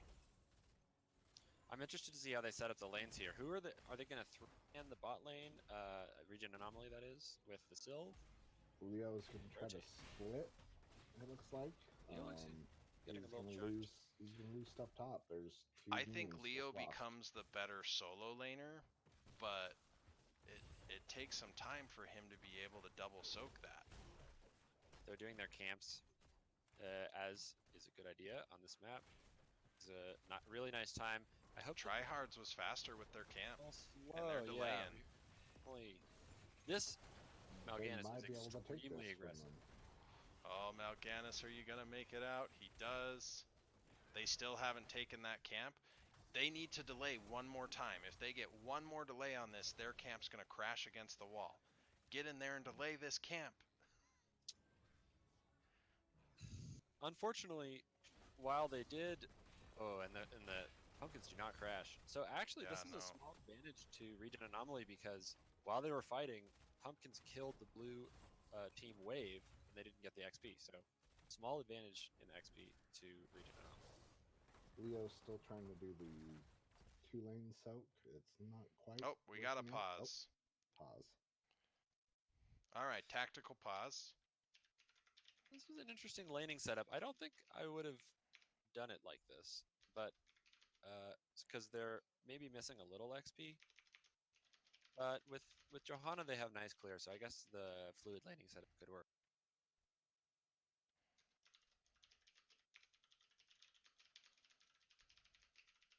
I was thinking that they'd have Raynor solo mid and then just 3-man bot all the time. Oh, looks like Malf has DC'd. We His paused name just because says we Malf. bleeped our pants. Yeah, Anners. Oh, you guys can't see my talking in the game, or you can? I can see everything. Okay. I saw both sides. Anything. But yeah, Anners lagged out. Mal'Ganis so OP. Also low key, where did Joe get that haircut in medieval times?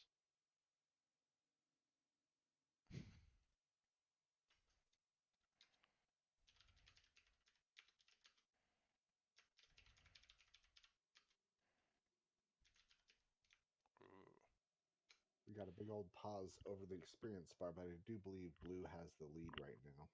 They're about to get 4s. Well, let's see.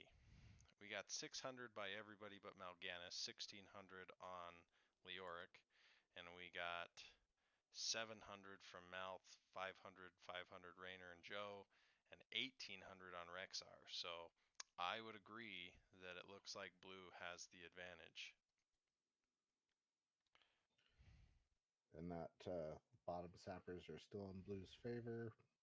Like fake news with Nate was saying, Yeah, they didn't get a lot of value from their sappers. Tryhard needed to clear the wave and get back up into that camp to be able to make sure their pumpkin sappers crashed on the wall completely. Now they got some. This top wall is low, but oh crap. You know what? I should probably not be on this screen for a second while the enemy team can then pause. So now you get a huge CCS logo for the screen. I love it. Just stream the CCS logo for the Yeah. rest of the match. I think all of the heroes are on map at this point, so I don't think anybody really got an advantage with the vision in your stream.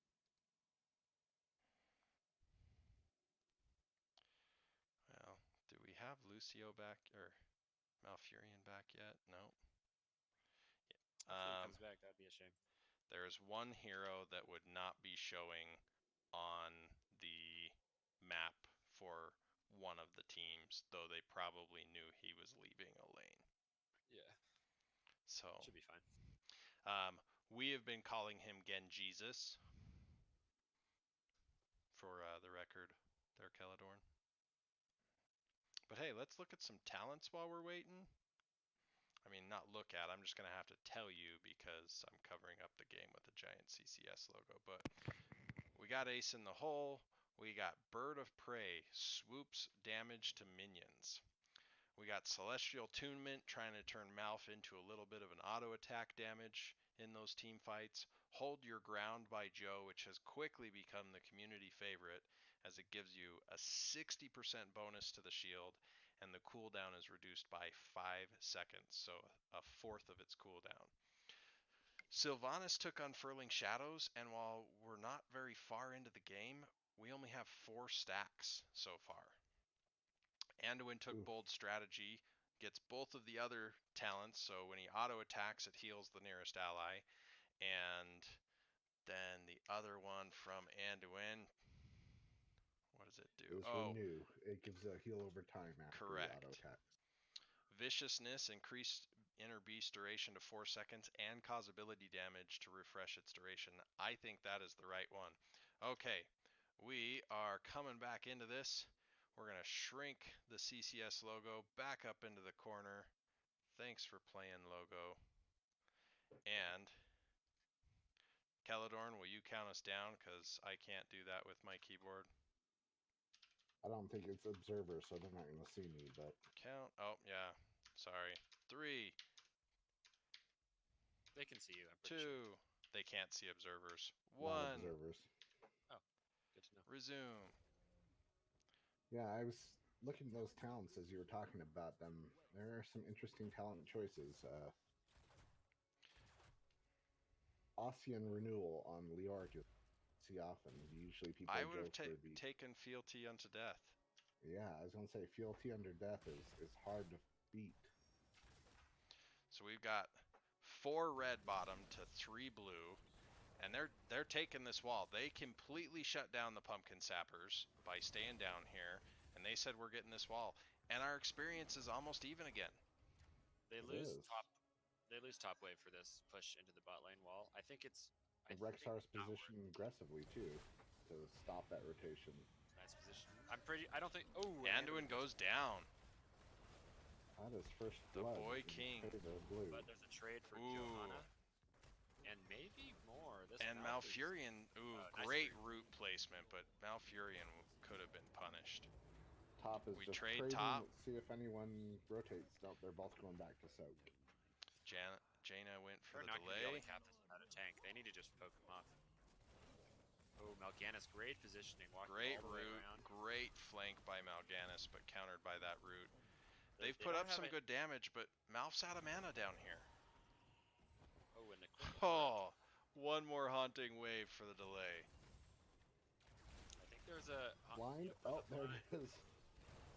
Great interrupts just at the last moment. What's it going to cost Johanna's them gonna though? dangerously Curse low. dagger. Oh, Joe went down for it. Joe not respecting the Jaina damage.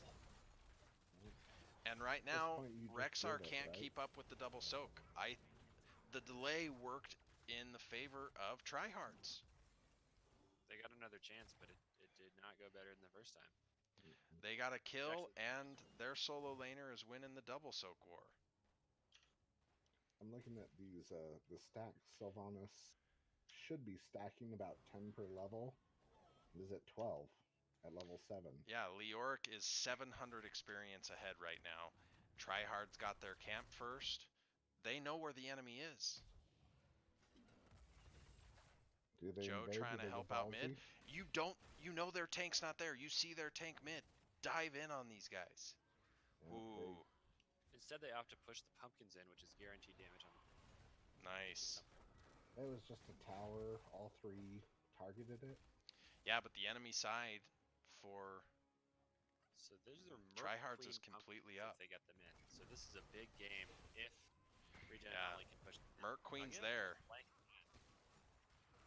Great play by John Bunyan there, clearing out those pumpkin sappers. Because if they had hit with Merc Queen, good night cannon towers. Yeah, that's what 40%, 50%, 60. Ooh. Right Jam now, I Always- think I would have liked to have seen someone that could double soak better than Rexar. I feel like Regen that. in an awkward position. I think they should just do a 1-1-3 for the landing phase. Right now, there's an objective, but that way Rexar can actually push and they can mitigate bot lane with 3. I Yeah. agree. It's a Malthel or a Zol would have been great in that double soak, and Rexar just he doesn't have the same.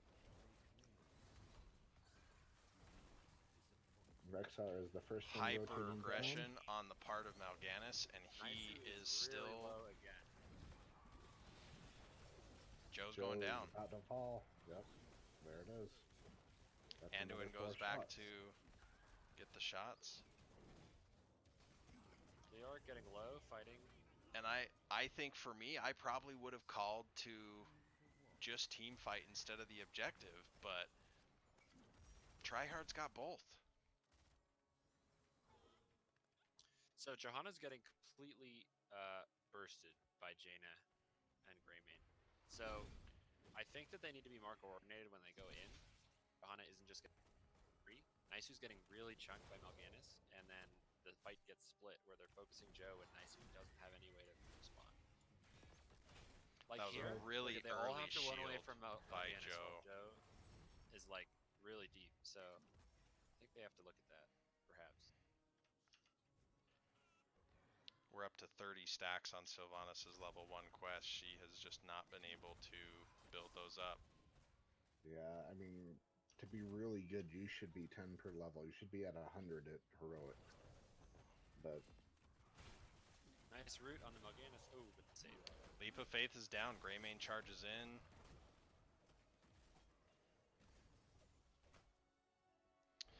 I feel like Genjesus is doing a decent job. He needs to hold his shield a little bit longer, though, because he's using his shield so early that then it's not there when he needs the unstoppable. it's true, and we even still with that see cooldown, Leoric it's still is really crushing important. Rexar. 2,000 experience higher than Rexar now. I think if I was, well, there's a big fight about to break out, but I think if I was in charge, I would have sent Joe to double soak and brought Rexar to be. But I don't think they're going to do that. Misha's not quite the tank, though, as Joe is. That's a rough call. Oh, and the Mal'Ganis gets the ult Yeah. off right before the Joe condemn. That was rude. This game is very close, though. It could easily. Trihags is more than happy to trade at this point, though. I mean, it is Naisu close. is boom, so. Oh, Genjesus. Ooh.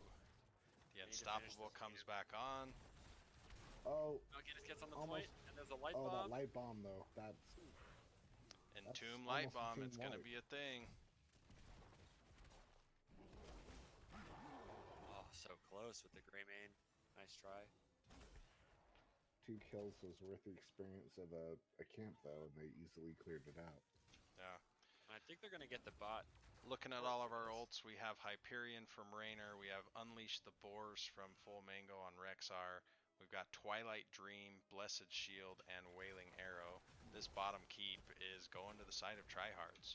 For the red team's ults, we saw the Light Bomb go for the Throat, Ring of Frost, Entomb, These and guys then need to we saw the engage. Carrion Swarm. Oh, but they don't. Yeah, I think Region Anomaly had a real engage in there. But I guess they were down to talent, so they didn't want to get. Well, Mal'Ganis was pretty low, though. what do you do if you're Tryhards? Do you move up to the boss? Or do No. you just... You You do hold the this camp, bottom so hard. try You to have hold one some of the person bottom. pick up the camp while the rest Sylvanas defend is that. shutting it down. That makes it It's also an fine even... to just. It's also fine to just totally defend as 4 because you're going to get the objective.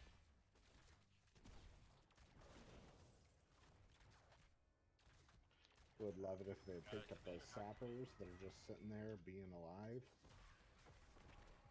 Oh, What a sleep plus light Oh. bomb. Night Rush, Light Bomb. Oh my goodness, Wait, that was Did I lag? Where'd disgusting. they go? Okay, That was well, just... as you guys were saying, they have a crazy. It turns out they're fully capable of pulling it off. That was insane. And Entomb wasn't even there. Mm-hmm. Sleep, light bomb, ring. Done. The next Sapper Camp bottom's coming up in 30 seconds. They're getting damage off on this center wall, and they'll be back in time to pull off the bottom defense. And Leo's still getting value soaking top. He's still pushing. They're going to be 16 for the next objective, easy, and possibly even for this fight over bottom fort. I'm thinking we need to practice our Mal'Ganis Anduin combo because that Yeah, was Osprey. gross. That was gross. I would have liked to have seen a quicker rotation from tryhards to defend this, but even so, they Resurrect is rooted. Can they burst him? Nope. There's Nope. a save from the Anduin again. happy Johannes hug getting saves low. him. Nice shield. Great Oh. silence on the Mal'Ganis. Oh. I think he Oh, dies. that. Oh, Mal'Ganis he almost got dies, it. but so does Joe. Are you gonna get the Greymane? This You is a got great him. fight, though. You gotta They move need to forward onto the dive base. that Jaina. She's slowed once. Oh, they're just solid leaving positioning it on that the Blizzard table. to defend. Still a good fight to get back into the game from Regen Anomaly. Rexar's gonna be able to pick up left objective.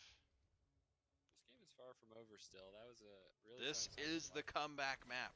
It is not Yep. over till one of the cores says 0. We all know that. So it looks like they're going to try to trade 2 for 1 because they're not 16. Just try to cap top. Oh, or maybe they're going to try to catch the Leoric off guard. Tunnels just opened up as well. It's quicker rotations back to the battlefield now. But it looks like They get the Regen's top 2 getting in both trade. top two. If I'm Regen Anomaly, I get to bottom now. I've got it equalized out. I want that camp. I want You don't want this this keep. fight. You really don't want this fight. Regen You're Anomaly. down. Oh, Unless they oh, burst Jaina. oh! Great burst on Jaina. Gutsy fight, Jaina, and you got your 16s for it. Oh, they could have Jaina turned on the needed- Greymane right there. No blessed shield though, so it's hard to lock him down. Jaina would have only needed 500 Oh, more they got the experience root on or damage to get their ice Fantastic Star, too. route by Malf. Great interrupt on the Carrion Swarm. Ooh, but there's the sleeps. He gets out safely. But Malfurion cleansed 2 of them.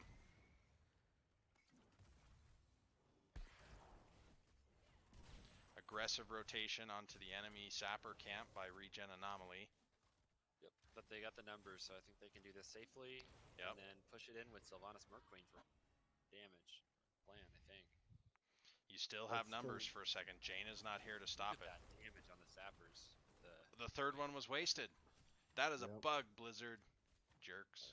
That did look like a bug. That was That thing was already down. pretty rough for Regen Anomaly there. It targeted its target. It just didn't retarget it. I agree, though. It shouldn't have. It should have changed quicker.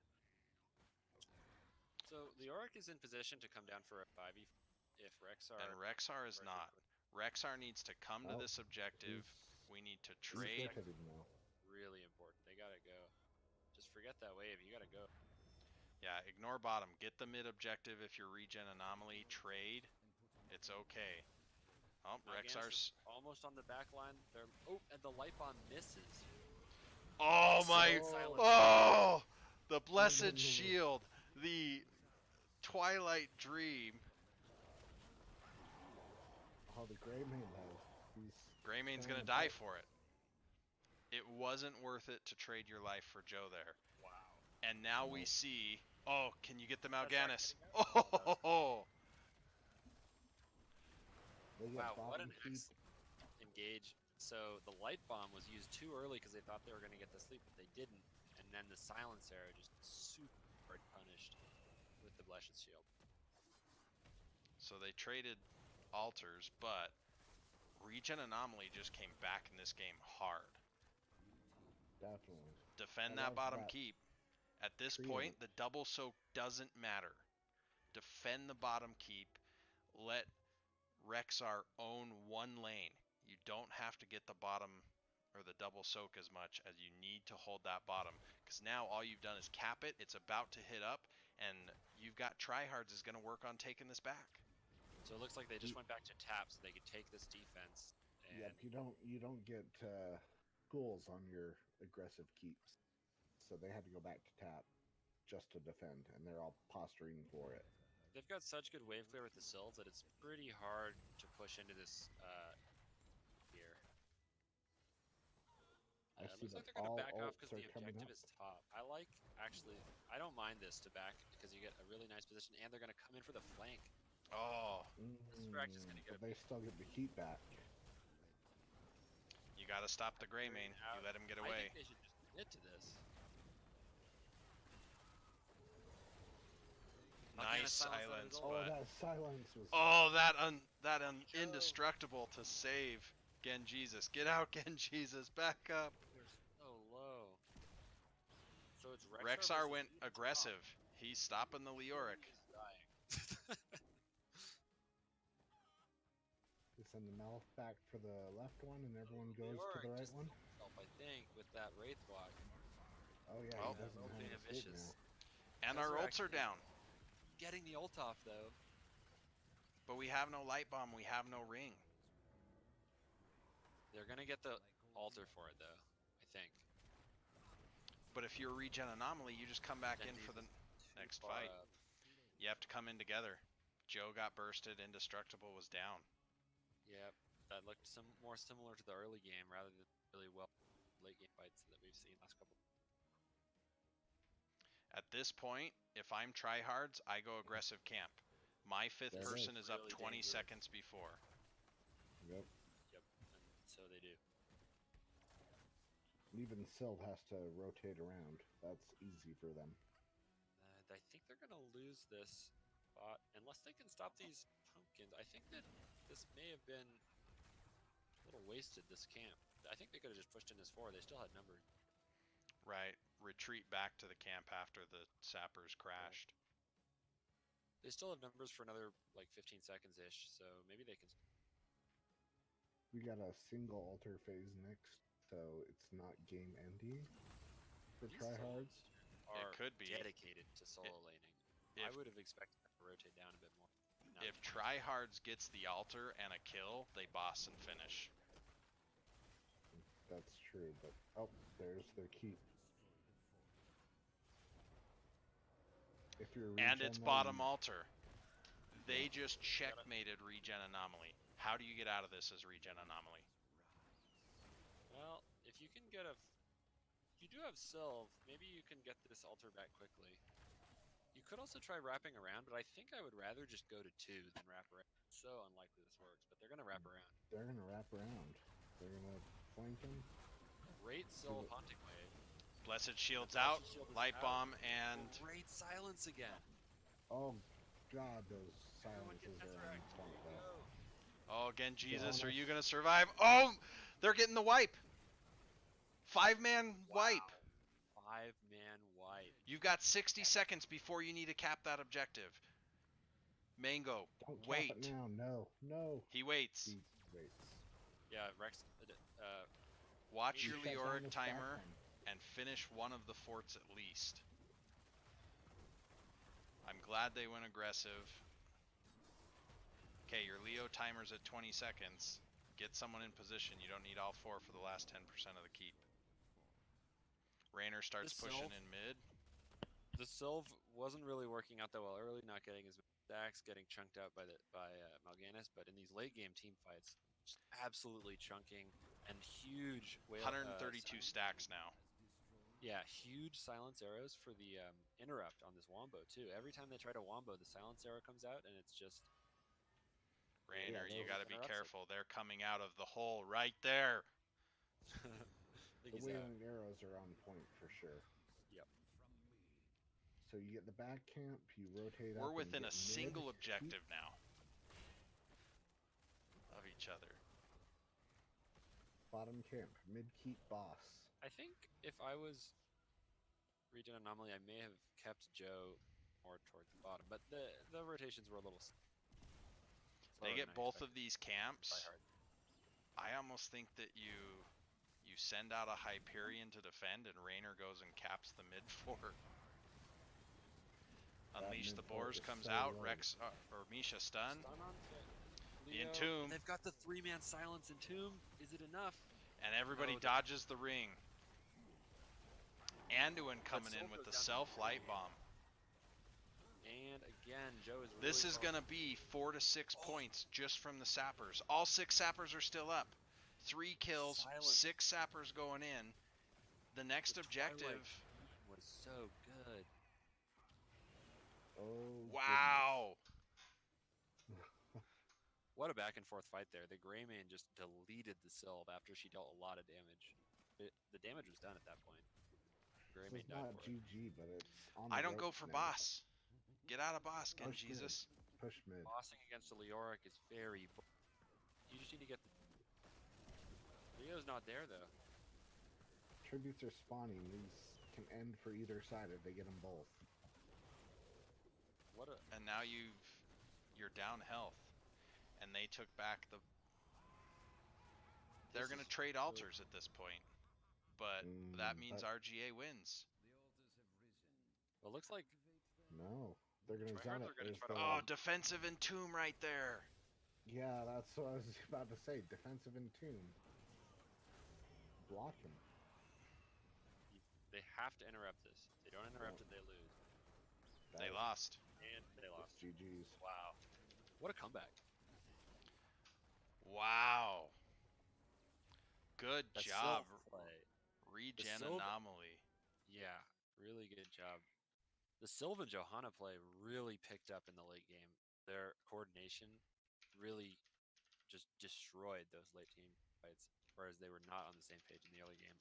Looked to me really impressive adjustment. Wow. Kills 17 for Regen Anomaly to 13 for Tryhards.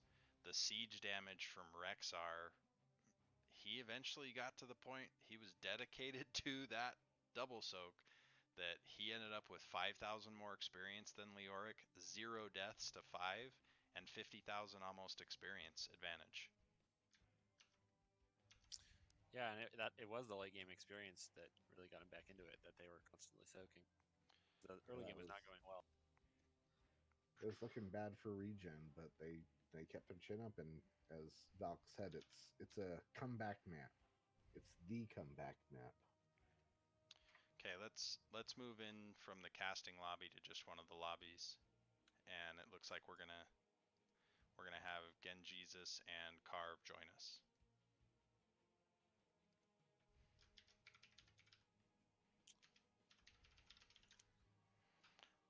Yeah, well, And they.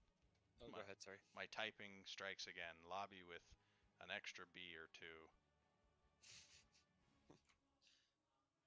So, Tryhards did prove that they could pull off their wombo, but they weren't able to pull it off consistently enough to win. What's up, guys? Congratulations. Thanks, bros. Yeah, congratulations. That was awesome. So good. What a close match. How do you feel? It was an awesome match to end on. So feeling really good, especially at the beginning. It was a little rough, but we really had Naisu doing a good job on the Sylvanas coming back. Some good roots from Malfurion. Really played well at the end to bring it back. So that was awesome. Those wailing arrows were lit. They were on point. They saved you guys so much. Yes, no, they were. There was probably 3 specific times I can remember where their whole team was pretty much silenced, including that last one when they were fighting as 5 on the tower bot lane, and we went around them. Got their whole team pretty much in a Joanna skill shot, and then everybody silenced and just wrecked them. That was awesome. We were impressed. We thought that they had you checkmated. You'll even go back and hear me say the word checkmate because they had that bottom keep. They just had to keep you off of one, and wow. Yeah, that was a great call by Genji, who just may or may not have joined the chat to go around them and not try to go through them, and it paid off.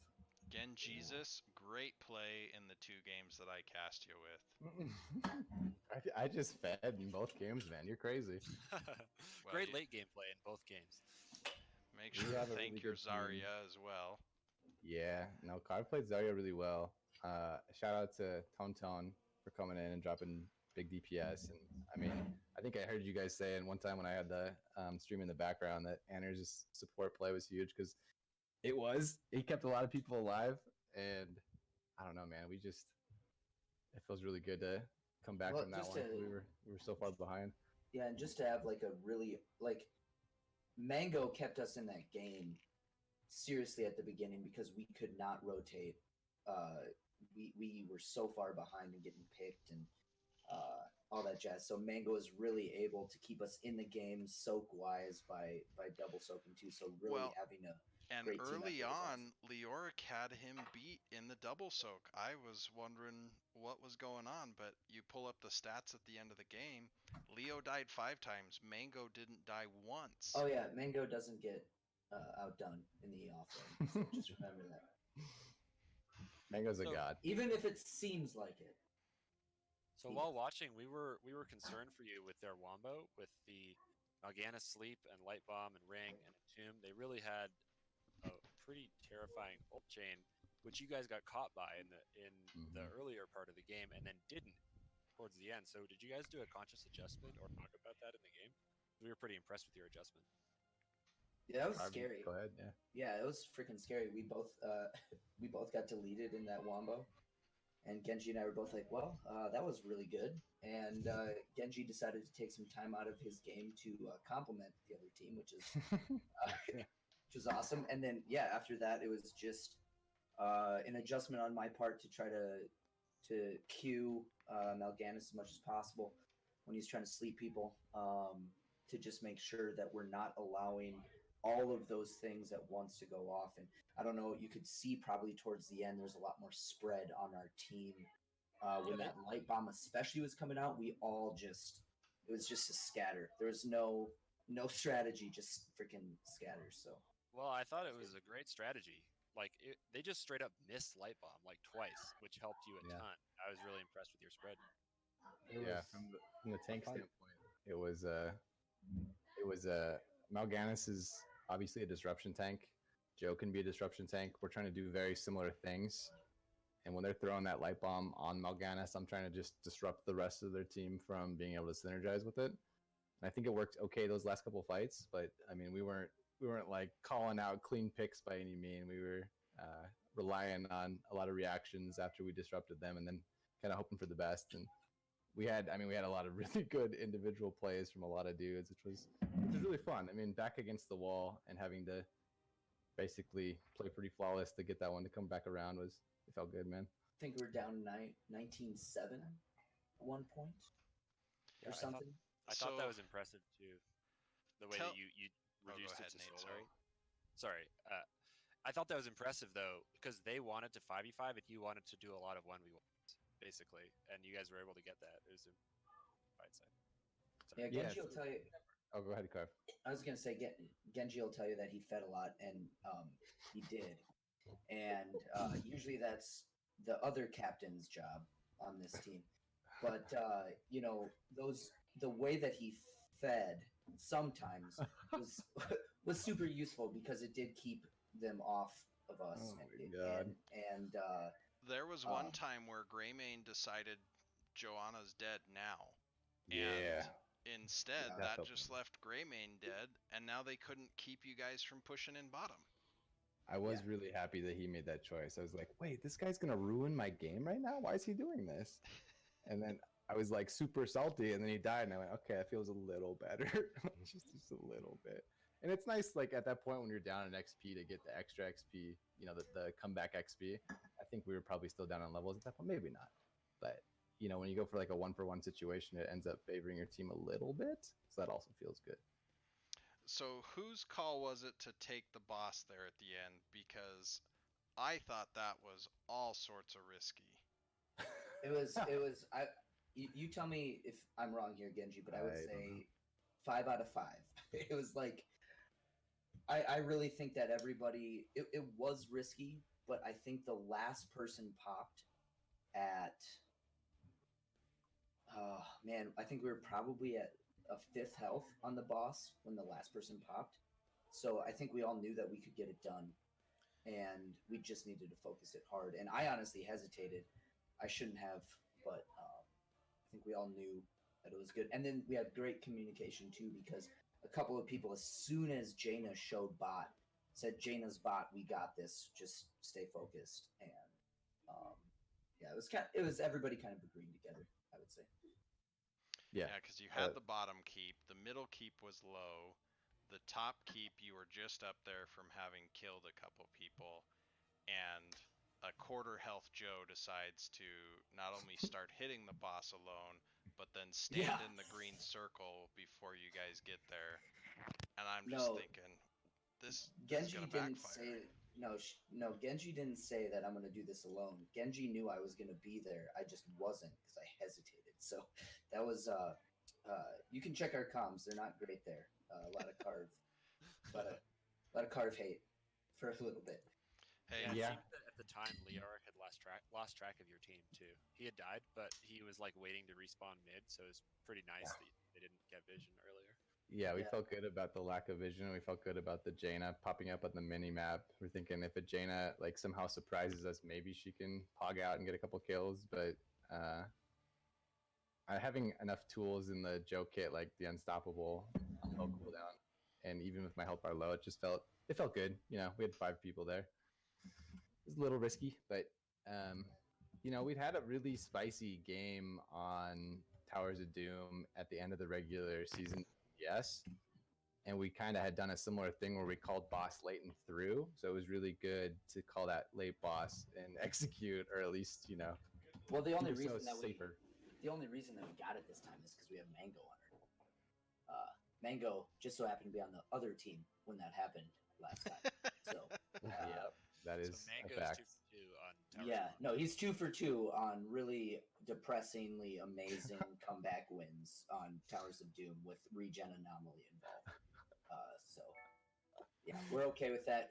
The stipend he gets per month for Venmo for being an RGA offlaner is well worth his time. So we're pretty excited. Yeah, that's at least like 4 figures. is that I wouldn't say that. How many's after the decimal point? It's 2. 3. Yeah, no, yeah, it's 2. We go like for that It's 2. extra like tenth of a penny. It's like 1142, I think. Yeah. Good work, Mango. Good work if you're out there listening. Well, Regen Anomaly, congratulations once again on the victory of the second CCS Invitational, this year being All Hallows Eve again. You had the hot streak in your favor, 3 wins on the single elimination night to become the champions. What shoutouts do you have to give? Go carve. You start. Dude, this is awkward. I just said go carve. I'm not going. Maybe I could suggest the wives again. The wife Carve, is come on, man. This is like you live for these moments. okay. The first shout out I want to have is to the wives. Big watch party going on upstairs right now. They knew the end of the game before it actually happened because we screamed downstairs. Shout out to a team that's really weathered a lot of storms and handled it well, and got a great offlaner in Mango. Got a great solid team with Anners healing and Mongoose tanking and Genji doing damage and tank, and Tone Naisu coming in and helping the team out too, and Voodoo, real all-star, coming in and listening and being in comms the entire night even though he wasn't playing. I don't know if I love a person in this world more than I love Voodoo. Yeah, He I still guess loves you, Mrs. Carve. Oh yeah, no, she's probably hanging out with Naisu because he's in the same house that I am, which is weird for a tournament that 2 people be in the same physical location together. And then finally, I guess my last shout out would be to the 2 guys that have made all this possible, Murda and Regen. Just believing in low tier silver player to handle a team. And to be able to take it to 2 off-season tournament victories and hopefully roll it into an NGS victory. And lastly, to Genji, who makes me look way better than I am, and is really the heart and soul of this team. So That's too much. That is too much. Again, Jesus, do you have any shout outs, or do you just want to I say do have a ditto? couple. I can say ditto, but I want to add a couple. Shout out to you, gentlemen, for casting. We had no idea we were getting the extra spicy cast tonight, so that feels really good. You guys Just make us feel like, exercising for me, or yeah. Well, I mean both. I gotta rewatch it. I only could hear little bits and pieces in the background, But thanks for casting, boys. I want to say a shout out to our championship opposition. That was a really fun comp to play against, and we do play Mal'Ganis, so we felt good playing against it. But then the way you guys played it was interesting and dynamic, and you showed us that it's different. And the way you womboed with it, we've never done anything like that. So I'm jealous. I want to play Mal'Ganis like that and set up my team for wombos. We set up for picks like that, but we don't set up for like the huge team wipe. So that was, I don't know. I'm still Stay tuned. crushing NGS over season that. 8. I'm still loving that sleep into Root. That was incredible. But I mean, I'm not going to reiterate everything Carver said, but our team is patient and we've come a long way. We've mixed up our roster quite a bit. So it's always nice to get a result. It shows you that some things are going well, and when we're focused, we can win games. So that feels good. And shout out to feeding, because that's something I did. Well, thank you, gentlemen, for joining us as we wrap up this cast. Thank you to all the teams that participated in the CCS Invitational, those through the group stage and here today on the hot streaks for the final day. Congratulations to Regen Anomaly again on their victory. Do keep an eye out there. We will post further tournaments. I've got an idea for one in November, though it'll probably be a single day event, just with everything else going on. But we look forward. Val, one last thing too. Sure. We did win a different off-season tournament too, and we were told that we were going to be getting a victory trophy, and that never arrived. And you have been told you said that there was going to be a digital trophy. There is going to be a digital trophy. So just so you know, we haven't actually gotten anything yet. So you could be the first. So just Carv's out here flaming other tournaments. This is amazing. As stated I guess in the rules. last shout out. I guess the last shout out probably should go to this bottle of Captain Morgan that both Naisu and I finished tonight. So no, our secrets. Don't give away our secrets. Oh, frick. Okay, see you guys. Directly in the rules, it does say the Marip Trophy of Halloween Righteousness and corresponding email will be sent to each winning team. In this case, there's only one. And we will also ask NGS if it is possible to get an emote or command added. Oh yeah, no, we'd love that. We'd emote the heck out of it. All right, everybody, I'm going to sign off now, but thank you again for participating. It was a great night for my first foray into casting. My first shout out, of course, will be to say, hi, Mom. Valk's mom. That's right. It's gotta be there. My second shout out is going to be to Nate, who has been my co-caster through all 3 games. Thank you for joining us tonight on that spur of the moment. And then to Kelladorn for playing emergency sub for the Frankenstein team and then picking up some casts and joining us in the final match. Thank you as well. Everybody out there, have fun, mind the bushes, and we'll see you in the Nexus. Congratulations.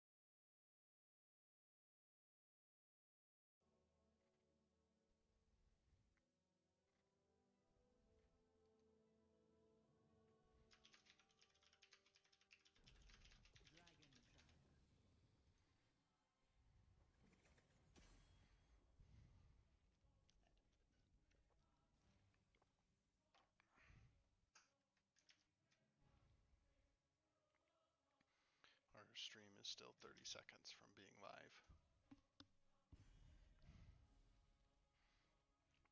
So